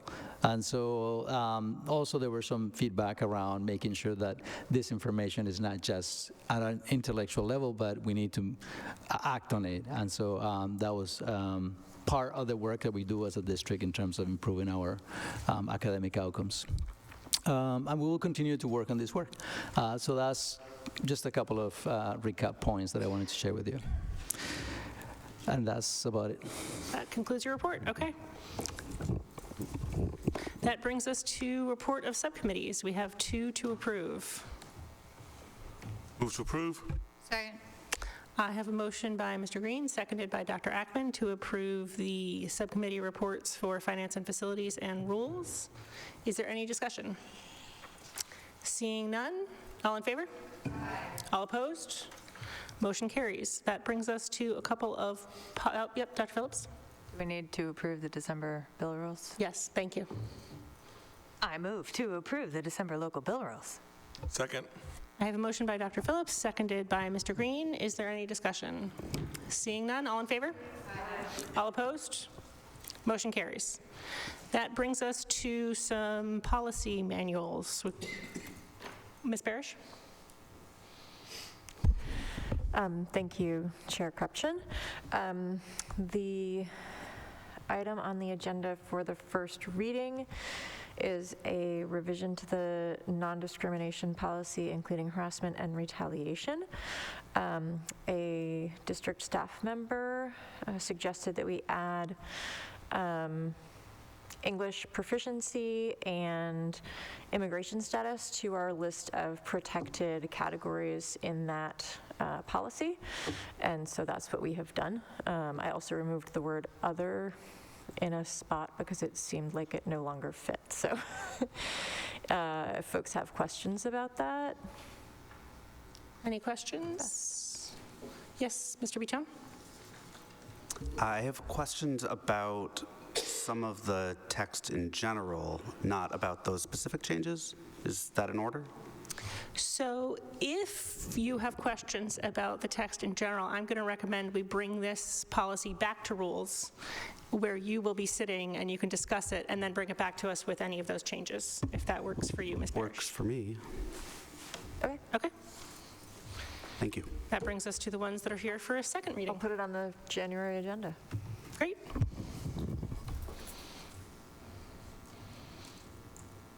I make a motion to approve file IGA, IGD, curriculum and, Curriculum development and adoption. that's exactly what I said. Second. I have a motion by Dr. Ackman, seconded by Ms. Barish. Is there any discussion? Ms. Patone? Thank you. Just so I understand this, these are merging the 2 policies into one policy, correct? Okay. Yep. And then, I don't think we're necessarily going to have an answer for this, but an extensive alteration in instructional content or approach, it's sort of a, we decide. So what we're saying here is that things, if there's a change in curriculum, it will be brought to the school committee regardless of how significant or not it is, and then we will decide whether or not it's significant enough to, or am I misreading this? Let me bring that up right in front of me. But the way Mr. Green? I'm going to defer to the rules chair before I make my comments, because I was going to say how I interpreted it, but I'm going to defer to the rules conversation first. Just a second. Let me just bring up the file.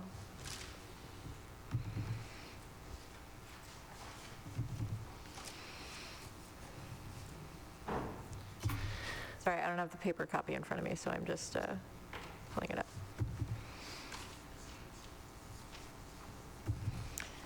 Okay. You were asking about the line where it says, say it again? It's the last line in the third paragraph. The committee itself will consider and officially adopt new programs and courses when they constitute an extensive alteration. Yes, okay.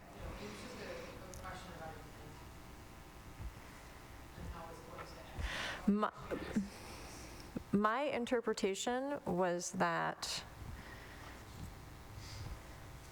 unless there is an extensive alteration in instructional content or approach, the committee will not have that role. You know, they're not going to bring every single change before the committee. It's only going to be extensive alteration in instructional content or approach.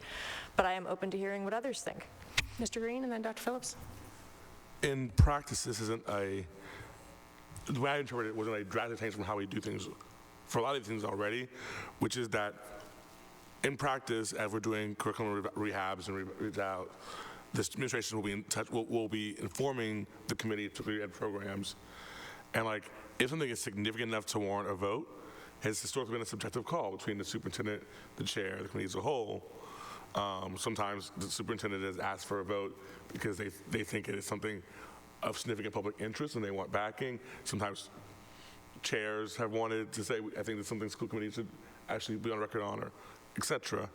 So in practice, it's the kind of subjective dance we already do for a lot of policies, where it's that place between superintendent authority and school committee authority. So I don't find it controversial in the slightest. Dr. Phillips and then Mr. Buton. Yeah, I just want to add, through you, Chair, this is not a change, right? This is how things are currently. All right, is there any further discussion? I believe we already have a motion on the table by Dr. Ackman that was seconded by Ms. Parrish. Any further discussion?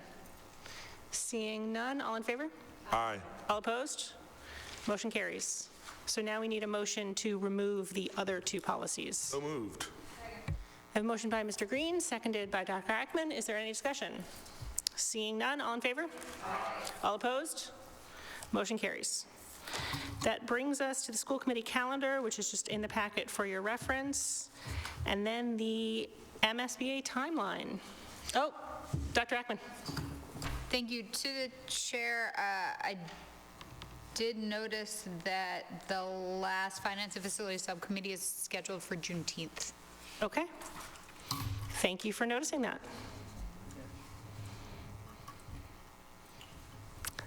Okay, so with that, Dr. Carmona, the MSBA timeline.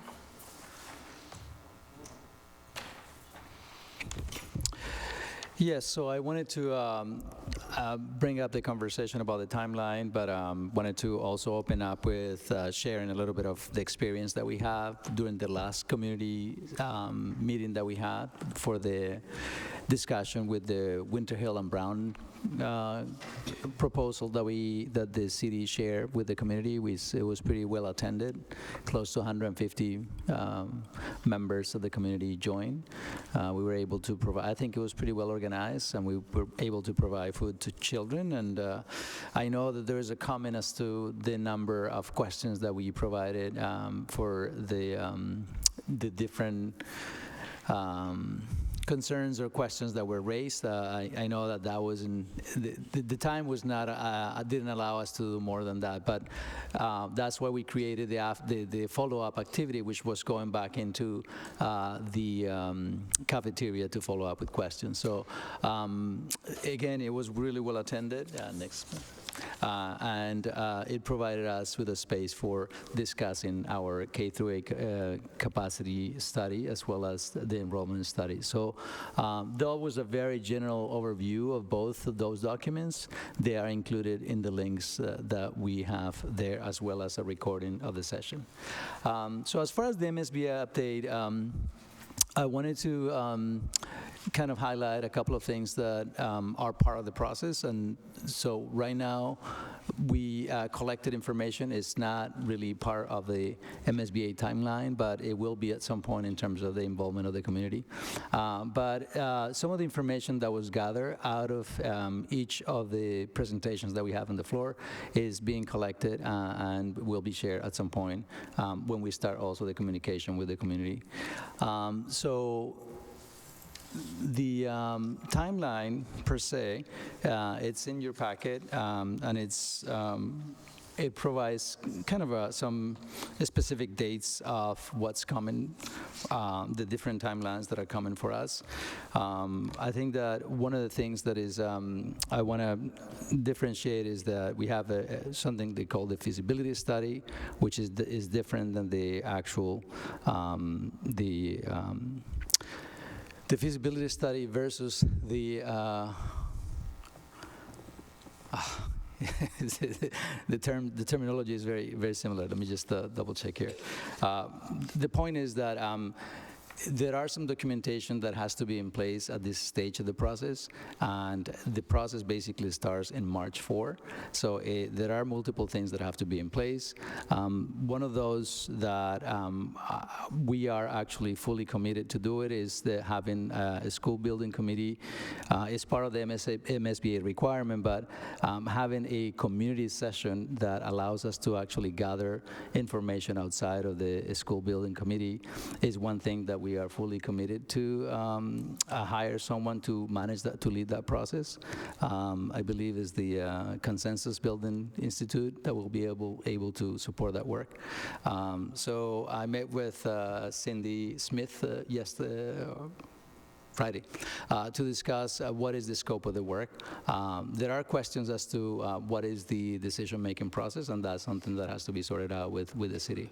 But I feel that that is one of the things that I have heard from the community, that is how do we capture the voices of all the families. And I know that one of the things that we have tried to do so far is to engage in that process. It is not perfect, I know, from some of the feedback that I gathered today, but I will take as much feedback as possible to make sure that we continue to open the different vehicles of conversation for families to provide information. That's it? Okay. So I'm going to open it up. The chair? Yes, I will open it up to questions. I have Ms. Patone, Dr. Ackman, and then Mr. Green. Through the chair, Corruption, thank you. Thank you for this update. When do you think we'll be able to share with the community and the school committee the decision-making process? So again, I met with Ms. Smith on Friday, and I reached out to Rich to have a conversation about how is this process going to be, this decision-making process will be laid out. So my understanding is that the decision will be resting on the committee that the MSBA will be setting up together. So Building committee. The building committee. Say it again? I apologize, I'm mumbling to myself. We just, in our last, we had our mini retreat, we discussed the fact that in collaboration with the city, the school committee would be weighing in on this decision, and it wouldn't, we never discussed it being the building committee making the decision about which options to go with, but maybe I just misunderstood what we were discussing earlier. So. Yeah, I wouldn't venture into, I mean, I think I heard that, but I don't think, as far as what I know is that, ultimately is an issue that has to do with funds, but I think that we have a committee that will be well represented by the city, by the chair, by members of the community, and I think that, the process, again, is defined in some degree by MSBA, so, but, Dr. Ackman, and then Mr. Green, and then Dr. Phillips. Does somebody have a follow-up to, because mine's not a follow-up? Okay. Mr. Green, and then Dr. Phillips. So by every, you go to MSBA's website, you go to the thing, building committees for any project are to execute the plans decided by elected bodies.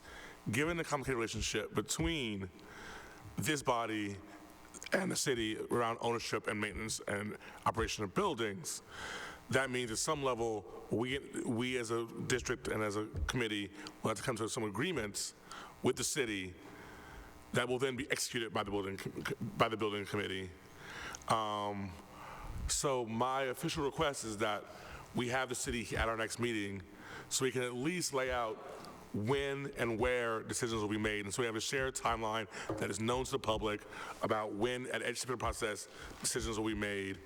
And we can begin what is going to be a very complicated dance of coming to some kind of agreement with the city about when, where, how buildings were built and used. Dr. Phillips? Thanks. I just want to follow up on that, right? It seems to me like most places assume that the building committee is making the decisions. I looked in the legislation, it just says we have to have a building committee. The legislation doesn't give anyone any power. Seems like most districts where the building committee has special powers, it's embedded in policy. I would imagine that the city would like the building committee to have the decision-making power here. I would imagine, just given our last conversation, right, the school committee could throw wrenches left and right in that process. So just to echo what Mr. Green was saying, I think not only is it important to have the city here and hash out this timeline, but to really think strategically ahead of time, where are the opportunities for the school committee to have input or to make a recommendation? Respond? Yeah, so, Rich is going to be here on the 22nd to talk about some of the conversations we had about language in the contract, to share with the SEU about the progress on parking as well as buildings and grounds. But we can definitely bring that up to the conversation. I know that the school committee chair is part of the MSBA, the building committee, but it's a legitimate question. I think that that's something that definitely still has been answered in different ways, and so settling that, I think, is a good policy. Dr. Ackman, and then Mr. Butone. Thank you. Through the chair, in some of the snapshots of feedback such as you have up there, I've seen and I've sort of heard suggestions that we take empty Catholic schools or empty other schools, and it is my understanding that they will not sell it to us, to the best of my own. And I'm sort of, in order to help streamline this process, I'm wondering if, whether it's your team, whether it's the city's team, if we can get some talking points that are around things that we know we can't do, because such as that, to just help us focus a little bit, so you don't have to hear 3 weeks from now, what about St. Agnes from one of us, things like that. I know it's not a high priority, but I know that there are options that in a perfect world we would love to consider that just are unfeasible. And I would like to have some sense of and I have heard from the community some sense of no, why not? I think might also help engender trust and help us focus our conversations. No question. I think that even the idea of putting Trumpville in that calculation is one that is very complex, and so there has been questions about multiple locations in which we probably assume that the cost alone will be somewhat close to impossible to address. So I think that that's a conversation that definitely can be clarified with the city. I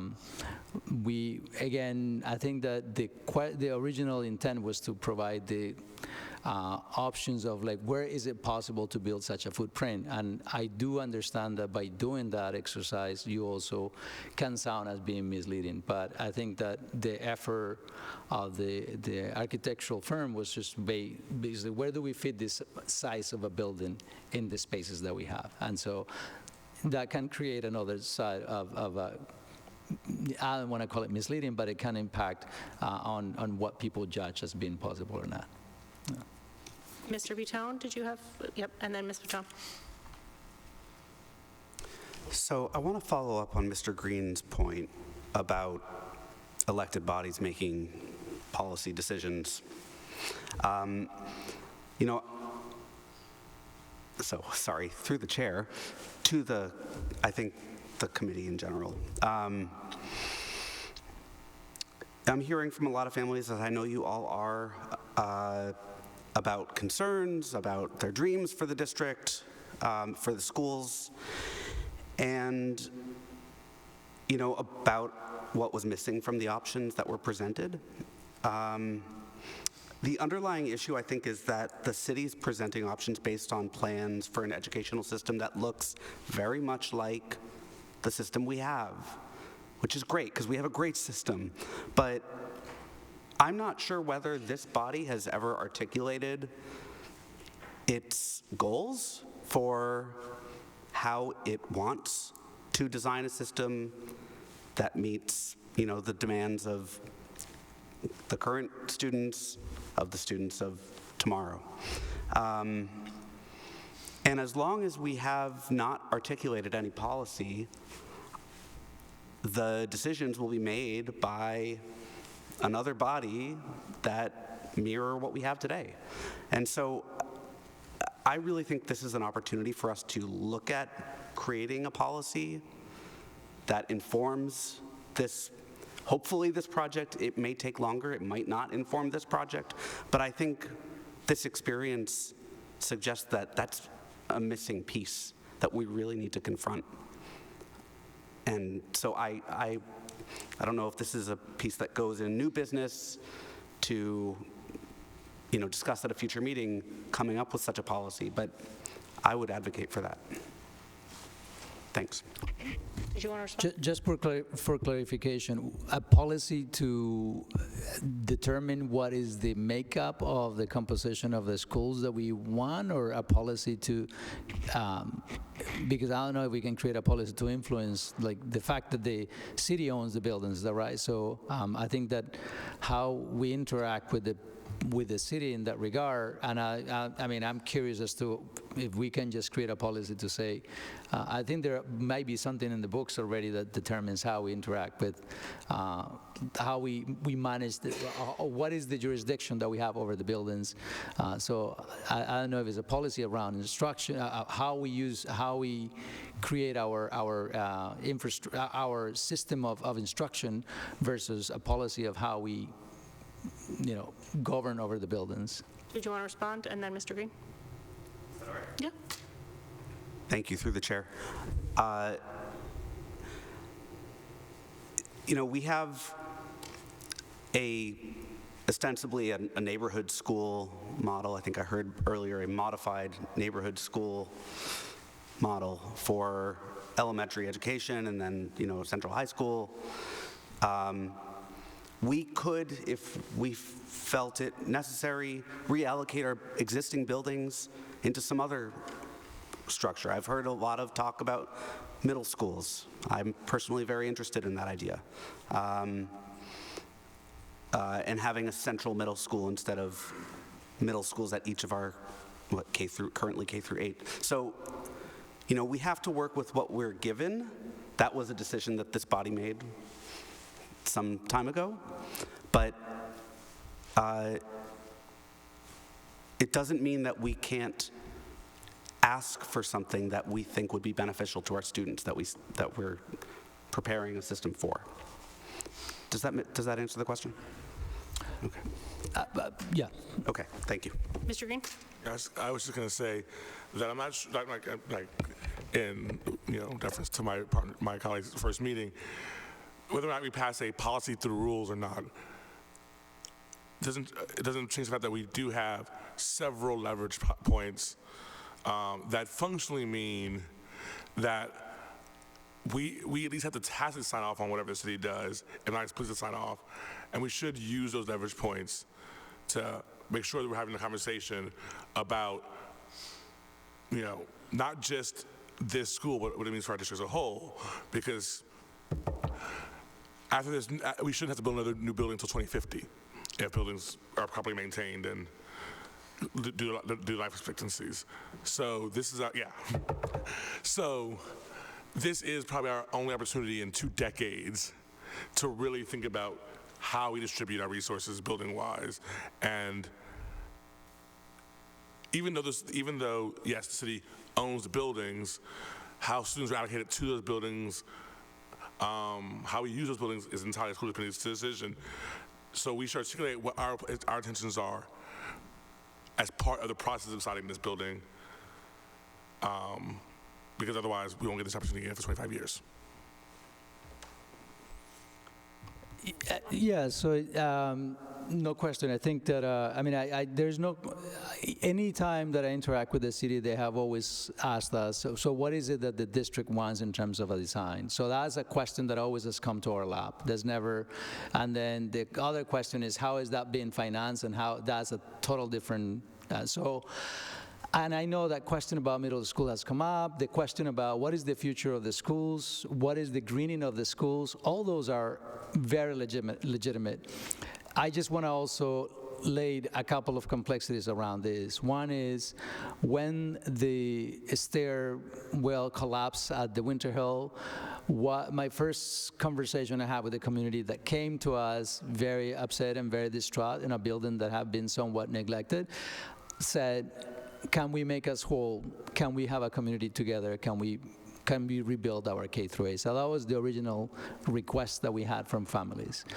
If I am hearing from the school committee that we want to explore a different option of a middle school option, then that's what is going to have to be asked of the community, of MSBA, of timelines that we have. So that is a very complex undertake, and I think it's going to require a lot of bandwidth and effort within the short timelines that we have. So I just want to make you aware of that. But if that's what the community, the school committee is asking me, or I mean, I know we're still toying with what this is going to look like, but I mean, that's something that that's what this body does, is that right? Is like you tell me what are some of the things that you feel that you want to have direction towards, and again, I can share with you if I feel that it is an impossibility given the constraints, or I think it's going to be very difficult to manage given the reality of the resources. But that's what I can give you as my feedback, and then you as a team decide how you want me to direct my efforts. Dr. Phillips and then Ms. Patone. Yeah, so I sent Dr. Carmona and Chair Krupchen an outline of our proposal to essentially research whether we could build a middle school complex at Trum, so like 3 or 4 small middle schools, and in so doing that, get all our pre-Ks into our existing K-8s. The idea of a middle school has come up over and over again today. It sounds like exploring whether or not we could do that is kind of a 3-step process, right? We need to see if MSBA would be into it at all, right? If we say to the MSBA, we think this will solve our community problems, do they agree, right? Second, right, I base these numbers based on the 23-24 enrollment. I don't know if it makes sense given the 10-year projections. I don't know if it makes sense given like the strands of each grade moving through, but that's a question that needs to get resolved too. Assuming both of those are yes, then I think we could go to the city and say we want to do that. The thing that makes Trum a useful place to do that is that it was one of the sites where we explored the high school, right? So we have what we have now for the proposed options for a, 1,200 kid high school at Trum. So that would easily fit, right? We have 950 middle schoolers now. So it's a possibility to explore. It keeps coming up. Seems to me like we should put this option down for the community to weigh in on, for us to think about. Mr. Green. So I agree with Dr. Phillips' primary point, which is that the community wants a conversation about middle school. Whatever we decide, it seems pretty clear the community wants us to talk about the middle school model, and so we owe that to the community. I will point out about the Trump model that one of the reasons Trump was not selected for the high school because we had to do land swaps with the state, which the state was not interested in. And also, I believe it would actually be the place in Somerville. It's more than 2 hours away from us. We have to institute busing. There are parts of Somerville that are more than 2 miles away from Trump Field. And so if all the middle schools were at Trump Field, we would have to implement busing. Dr. Phillips, and then Ms. Patone. But we've just given every kid 12 and over in Somerville an MBTA pass. They all have busing. 6th grade. We can probably extend that easily just saying. to 11-year-olds, right? Like it's Just saying, an incremental we have to provide a transportation option. Ms. Patone. Thank you through you, Chair Krepshin.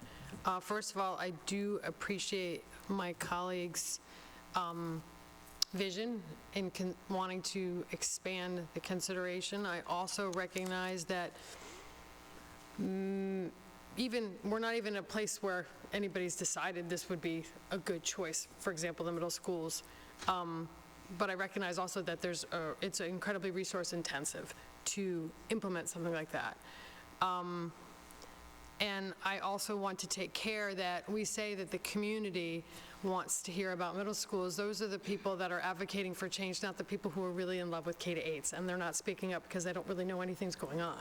So we have to really be careful when we talk about, I sometimes reference that as community, small c community. There's a small c community that wants us to explore middle schools, and I respect that.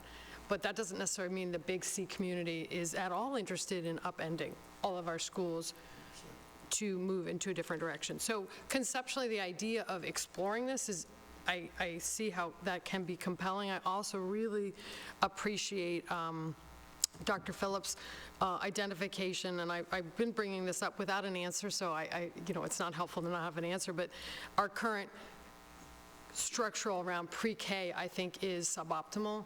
I think it is an inequitable solution right now. I know that we're not required to offer pre-K, so there's no legal issue around it, but there's basically 50% of the families that may want pre-K at their neighborhood school get it.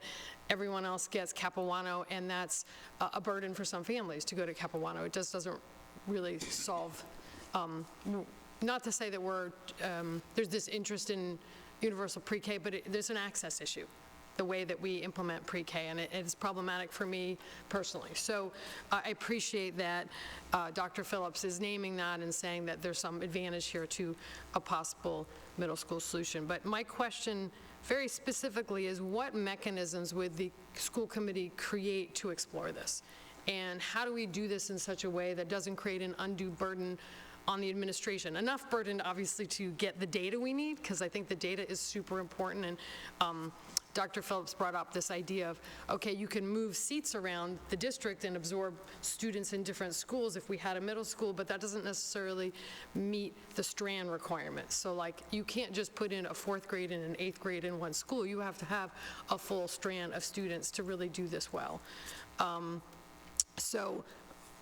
apologize, I'm running amok on my perspective, but the question is, what mechanism do we propose to explore this conversation where we can get some good data to understand whether or not it's even in the world of considerations? We could do this exploration and decide we don't want to do it because it's not necessarily worth the burden of resources and time, which is the thing that I'm particularly sensitive to, although I know this is like a 50-year decision, so sometimes you have to put in resources and time to solve it.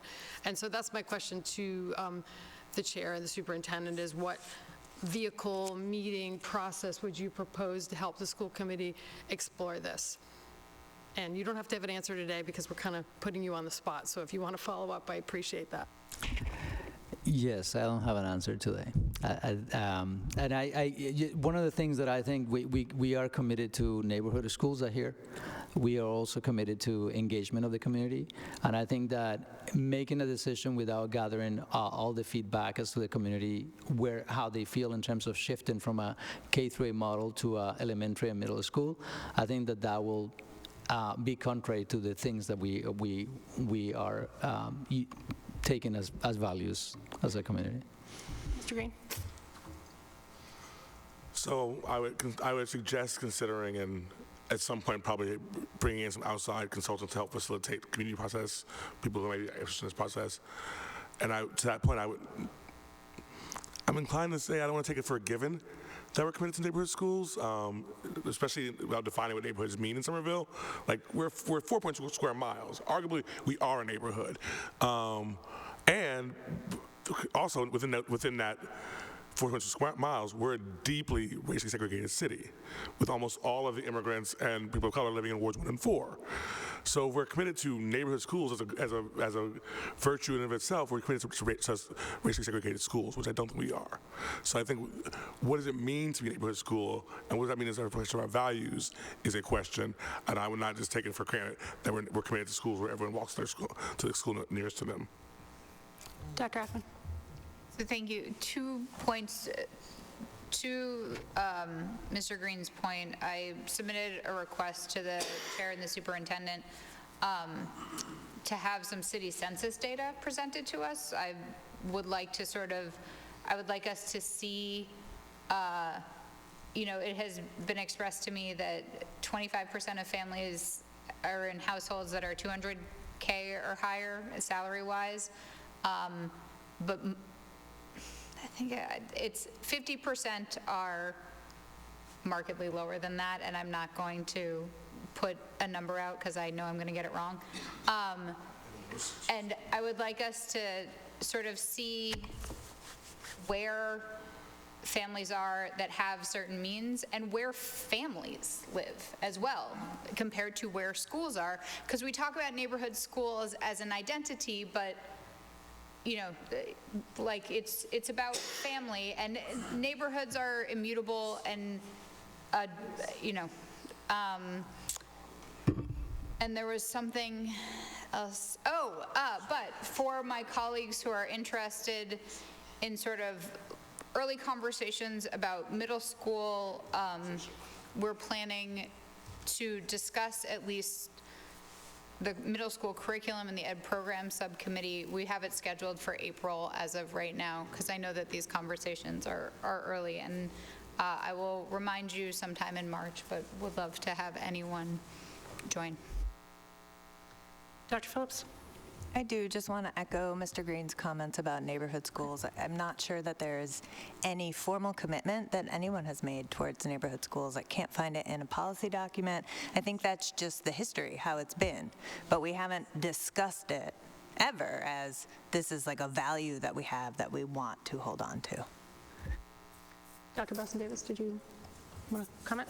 Thank you, through the chair. And I was just going to, so thank you, Dr. Ackman. I was just also going to say, I'm using the language middle grades curriculum, and that if you're interested, the curriculum presentation that will be presented is not around a middle school, but rather the curriculum that's happening in the middle grades, specifically 6 through 8. Thank you, Dr. Ackman. That's All right, any further comments? So I think we're going to try to get someone from the city here on January 22nd, and I'm going to recommend that we just put MSBA timeline on our agenda for all of our future agendas, so we touch it at least at every meeting, and because we'll probably have updates on that at every meeting. Right. Okay, that brings us to a resolution to approve extending the appointment of the legal counsel for the school committee from January 1 to January 20, through December 24th through, January 1, 24 through June 30th, 26. And just so you know, it's the same, thank you, it's the same contract as we had before with the same fee structure through the end of this fiscal year, and then it goes up slightly, but otherwise the contract is the same. So I had a motion by Dr. Ackman, seconded by Ms. Patone. Is there any discussion? Seeing none, all in favor? Aye. All opposed? Motion carries. That brings us to SEU Unit E, School-Based Family and Community Liaisons at SFLC, Supervisors of Attendance Accretion Request.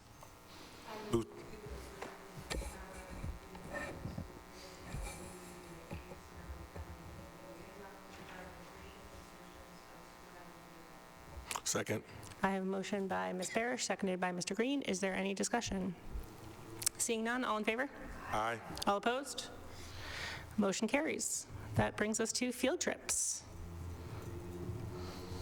I move to approve 24 students from grades 9 through 12 from Somerville High School to travel to Providence, Rhode Island to perform at the Providence Bruins game. Travel via bus. It will cost $22 per student, and the cost is covered by the Chorus Student Activity Account on January 14th, 2024. Second. I have a motion by Dr. Ackman, seconded by Mr. Green. Is there any discussion? Seeing none, all in favor? Aye. All opposed? Motion carries. That brings us to acceptance of grants.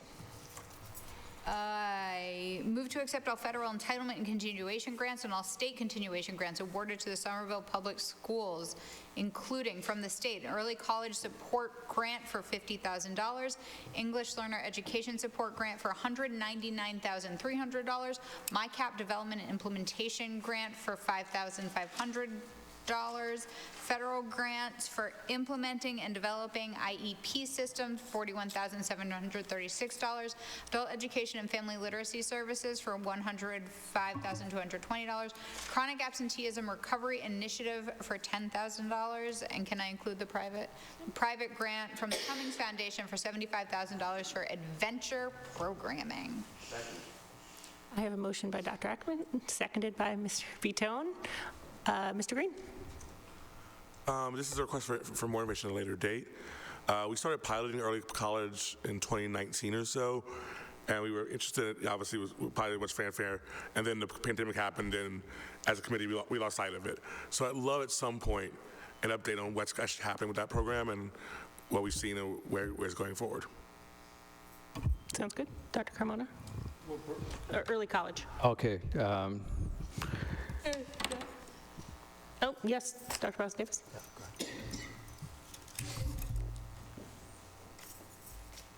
Through the chair. Yes. Yes, I'm happy to work with Melanie Kessler, who's our Director of College and Career Readiness, who oversees the early college program, and we can have something ready for the committee. Great. Thank you so much. If there's no further discussion, all in favor? Aye. All opposed? Motion carries. That brings us to donations. I move to accept with gratitude an instrument donation from Rosemary Sears of Westford, Massachusetts, valued at $1,721.19. The music department. Just leave the rest of that out. Second. I have a motion by Dr. Ackman, seconded by Mr. Green. Is there any discussion? Seeing none, all in favor? Aye. All opposed? Motion carries. That brings us to items from committee members. Dr. Ackman. In my own sort of calendar, I realized that in April of 2024 is a full solar eclipse. That it won't happen for quite a long time, and I'm wondering if the district is planning any programming for our students around that. I've been meaning to send an email, but I keep forgetting, so I'm asking now. I don't need an answer now, but I would just like to, I think it's a big deal, and... Did you want to respond? Need a donation of glasses or something, like, let's go after that. Absolutely, the chair. I don't think we're going to, last time I saw the count map, which was last weekend, it didn't look like we were going to get a terrible good view here. We will see a large part of a major... I'm happy to see if the district's playing anything. It's just...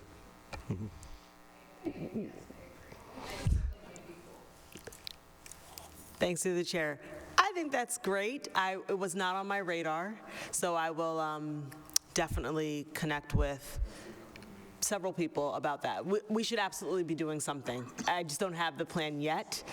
Perhaps there are educators who have had that on their radar for a while and do have a plan, but I'll be happy to get information and present back to this group what's the plan, and if we do need any support, such as glasses donations or anything like that. Thank you. Are there any other items from board members? Seeing none, Dr. Phillips, do we have condolences? We give condolences to the families of William Brown, retired utility aide for the Food Services Department at the Winter Hill Community Innovation School. And we extend condolences to the family of William Carl Bingje, retired school nurse from Next Wave Full Circle and the Albert F. Argenziano School.